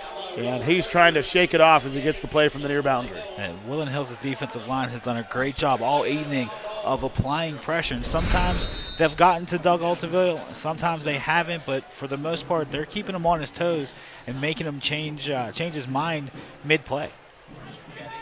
It's a sandwich I wouldn't want to be involved in, as Will Fletcher at 6'4", 223, and Danny Gibson at 6'4", 300, met right at Doug Altavilla. 2nd and 10 for the Highlanders, 10 minutes to play. Altavilla hit as he releases the football. Reaching out and grabbing that football initially was the Highlander along that far hash. It was Persichetti who nearly had it with the coverage by Bryant Stallworth. But the incomplete pass brings up 3rd down and 10. If Persichetti would have came up with that play, that would have been ESPN top 10 worthy, because that would have been an excellent catch. But Woodland Hills, again, doing a good job of putting pressure on Doug Altavilla, making him force throws that he's not used to making. That would have been the 2nd greatest catch I've ever seen at this stadium. And after this play, maybe we'll have an opportunity to talk about the first. Draw play. Handoff to Litchett, and he is hit at the 30-yard line and driven back. A pickup of 5. They needed 10, and it's 4th down and 5 for Nick Latchett. Tackle on the play by Mike Nash. And that was a vicious tackle by Mike Nash, because it looked like Litchett had some room to make some things happen, but once he got into the open field and there was a one-on-one situation with Mike Nash, chances are you're going to lose those situations because Mike is a pretty short tackler. 9:15 clock rolling here in the 4th quarter. Baldwin with the football, 4th down and 5 at the Woodland Hills 30-yard line. Altavilla in the shotgun, twins to either side and a sidecar to his right and Latchett. Altavilla is hit as he releases the football, looking to the far side for his brother Nick Altavilla. The pass is incomplete. And Doug Altavilla got hit hard by Jordan Lee as he released that football, and he is slow to come to the near sideline. How about that pressure applied by Jordan Lee? He just came out on an all-out blitz, and he's the 3rd Lee to play linebacker for Woodland Hills, and I wouldn't want to get hit by any of them. When you see the flak jacket for a quarterback move under his jersey, you know he's been hit very hard. We'll take an opportunity now to talk about the greatest catch I've ever seen here at Woodland Hills. I believe it was my junior season, so that was 1995. Medee Williams threw a pass straight down the middle in a pouring rainstorm against the Kiski Cavaliers. The ball was tipped by a defensive back. Raymar Hester was sliding along his belly, kicked the ball to himself, and caught it in the end zone for a touchdown, and that did make SportsCenter top 10. Joel Shaw, the ball carrier there, brought down for a loss of about 2 on the play. A Highlander is shaken up on this one. Injured on the play for the Highlanders is Chad Huber.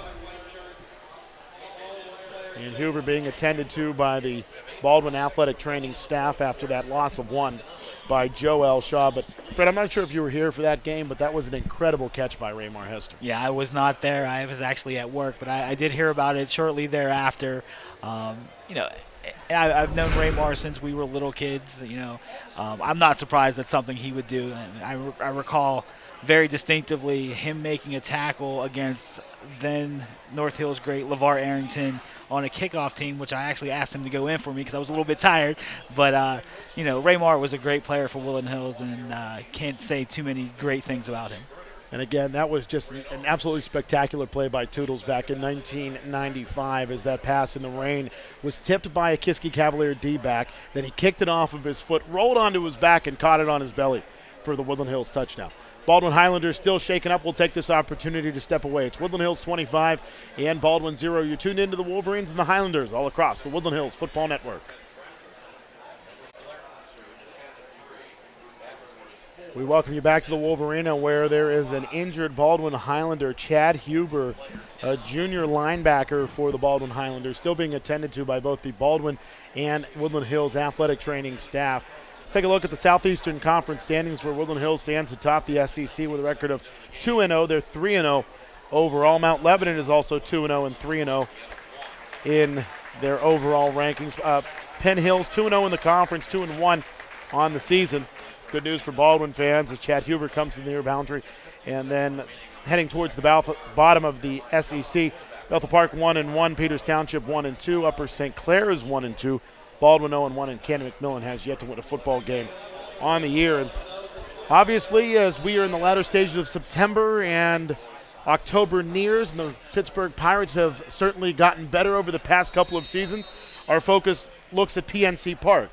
And we just got an update from Russ Reamer at WZUM Studios. Russell Martin hits a home run in the bottom of the 8th to take a 3-2 lead for the Pittsburgh Pirates over the Milwaukee Brewers to help secure their place in the postseason.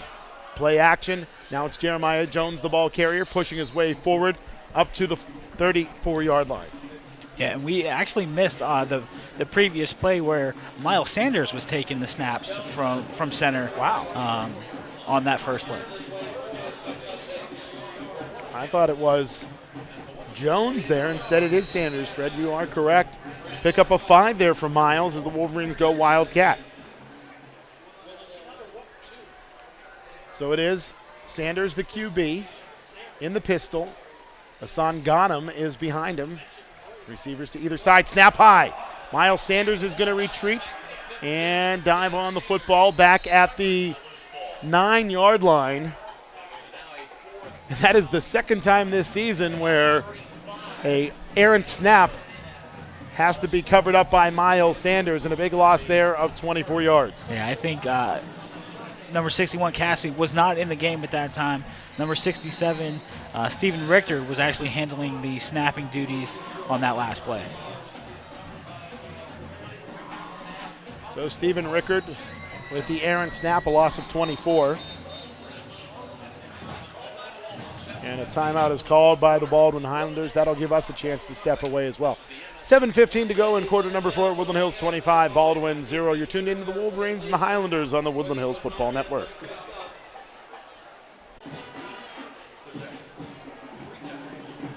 Fourth down and 30 for Woodland Hills with the football at their own 10-yard line.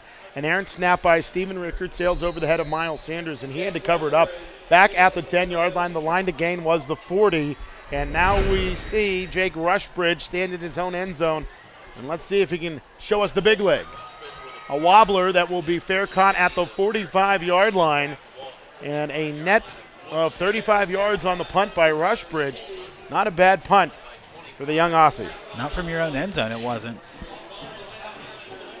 Yeah, that ball carried about in the air, 52 yards or so. A nice punt by Rushbridge. And again, it was a net gain of 35, where it's first down and 10 for the Baldwin Highlanders. It was a good job of Rushbridge of handling the snap under a pressure situation. The snap wasn't ideal, but he was able to, get his proper footwork down and make a nice boot.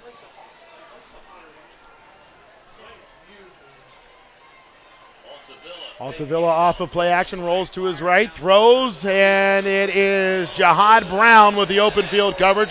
He swats the football away from Nick Altavilla, and a flag comes in 9 days late from an official who didn't have the best position to throw the flag.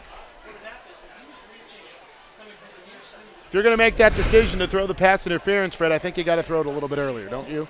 Unless he was searching for where his flag was on his belt. I didn't understand. It looked like the ball was tipped before he made any contact with the defender. Yeah, from our vantage point, it certainly looked like maybe Jihad Brown had a left hand on the back of Nick Altavilla, but ultimately it was his right hand that swatted the football away. Baldwin with the football at the Woodland Hills 30 after the pass interference penalty. Altavilla with 2 receivers left, 1 receiver to the far boundary right. In the pistol is Altavilla. Low snap, he'll gather it in.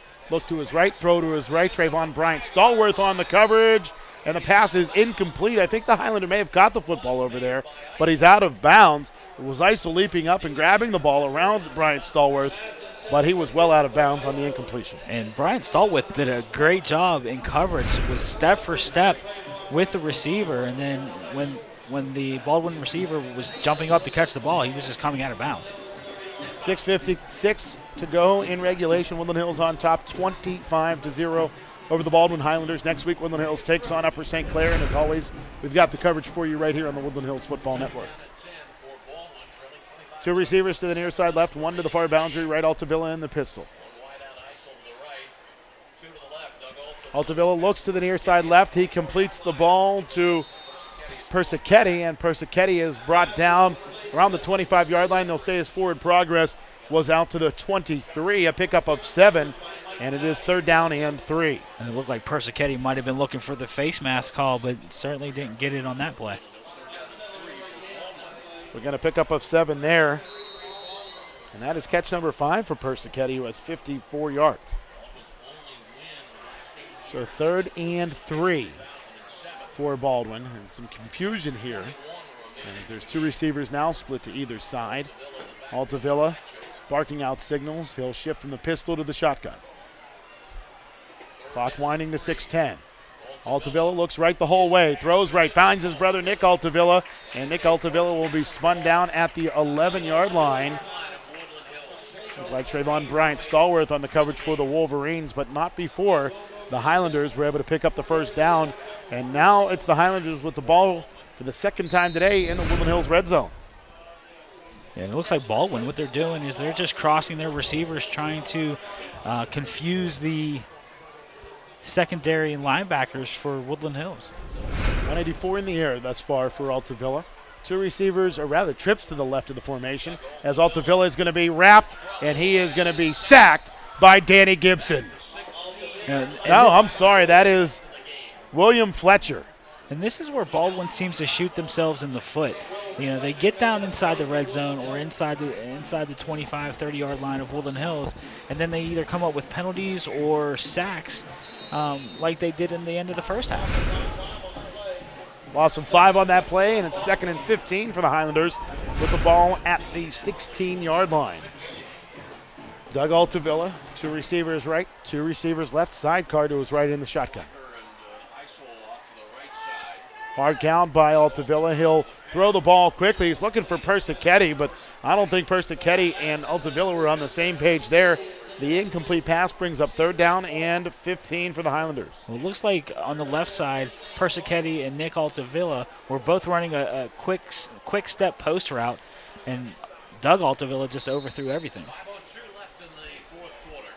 Clock stopped with 5:02 to play here in quarter number 4. Adam Gusky, Fred Guy on the call for you on the Woodland Hills Football Network.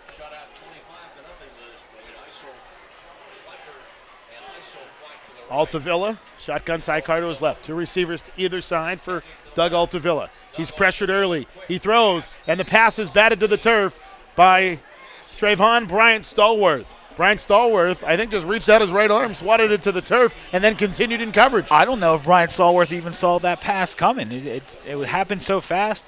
Brian Stallworth had his back to him the whole time, and Doug Altavilla couldn't find his receiver, and it was excellent coverage by Brian Stallworth. So the Baldwin Highlanders will look to get on the board here as they send on their kicking team. This will be a 33-yard field goal attempt. The kicker is Anaj Sharma, 5'11" sophomore. And a delay of game, a legal substitution against Baldwin. And that'll march them back 5 more yards. So instead of 4th and 15 from the 16, it will be 4th and 20 from the 21-yard line. And the Highlanders, who had the ball, again inside of the Woodland Hills 15, shoot themselves in the foot. Yeah, they've been doing it all game long. Woodland Hills has done a great job with their pressure, but Baldwin hasn't, given themselves anything to work with, especially during scoring drives. This will be a 37-yarder for Anaj Sharma. Sharma's end-over-end kick is well short and to the left, no good. And with 4 minutes and 52 seconds to go in the fourth quarter, a turnover on downs gives the Wolverines the football. It's Woodland Hills 25 and the Baldwin Highlanders 0. We thank you for joining us here in Turtle Creek, Pennsylvania. Again, the Wolverines hit the road. They'll take on Upper St. Clair next week. A big game for the Wolverines, not because Upper St. Clair is terribly impressive by any stretch of the imagination this season, but Woodland Hills has lost to the Upper St. Clair Panthers 2 seasons in a row in the regular season and then ultimately defeated the Panthers in the WPIAL semifinals. Yeah, it's certainly nice, and it's nice not to see Upper St. Clair in week 1 of your season. I mean, they're having a down year. Penn Hills beat them up pretty bad week 1, but I mean they're still a dangerous team and they're still a playoff caliber team, so you can't take them lightly, despite what their record says. Again, 4:52 to play here in Turtle Creek. It is the Woodland Hills Wolverines on top of the Baldwin Highlanders, 25-0.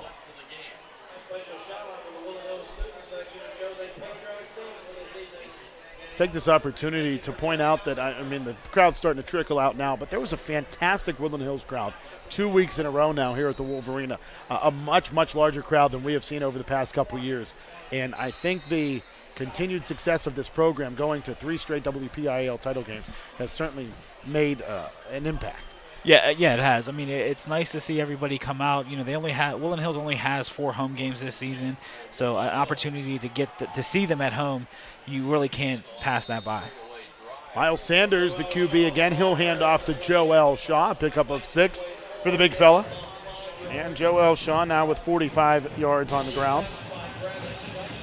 This isn't the first time that Woodland Hills has used Miles Sanders as a quarterback. Last year in the WPIL championship game, Harry Randall went down with an injury. There wasn't really too many options for Woodland Hills to use, so they decided to put Miles Sanders back there at quarterback and run the Wildcat offense. Sanders, he'll hand off to Hassan Ghanem this time. Ghanem powering his way forward, first down yardage and more as he crosses the 30 to the 32-yard line. I'll pick up on that play of 6 yards, and it's 1st and 10 for the Wolverines. A little bit of thunder and lightning here as there's 2 fullbacks flanking Miles Sanders. Would that be Thunder and Thunder B? And it's just a good job of Hassan Ghanem of being patient, finding just a little bit of a seam, and then once he puts his head down, he's certainly going to find the first down yardstick. Under 4 minutes to play as the clock rolls here in quarter number 4. Miles Sanders continues to run the QB with sidecars to either side and Ghanem and Shaw. Hand off. Ghanem running left, driving his way forward across the 35 to the 36-yard line, a pickup of 3. And the Wolverines continue to not only push the ball forward, but eat some clock at the same time. Yeah, and this is really where you want to just get Miles Sanders back there comfortable taking snaps from shotgun, and overseeing some defense and just learning the playbook more in a different capacity. 3 minutes and 15 seconds to play. Miles Sanders, the QB, with Sean Ghanem still to either side. It's Tompkins to the near hash right. They'll run the end around to Tompkins to the far sideline. Big Dan Gibson leads the way. Stiff arm by Tompkins. Bursts forward, and he'll be brought down at the 50-yard line. Somehow Art Tompkins escaped the first wave and found his way all the way to the midfield stripe. Impressive run by Art Tompkins as he turned that left side.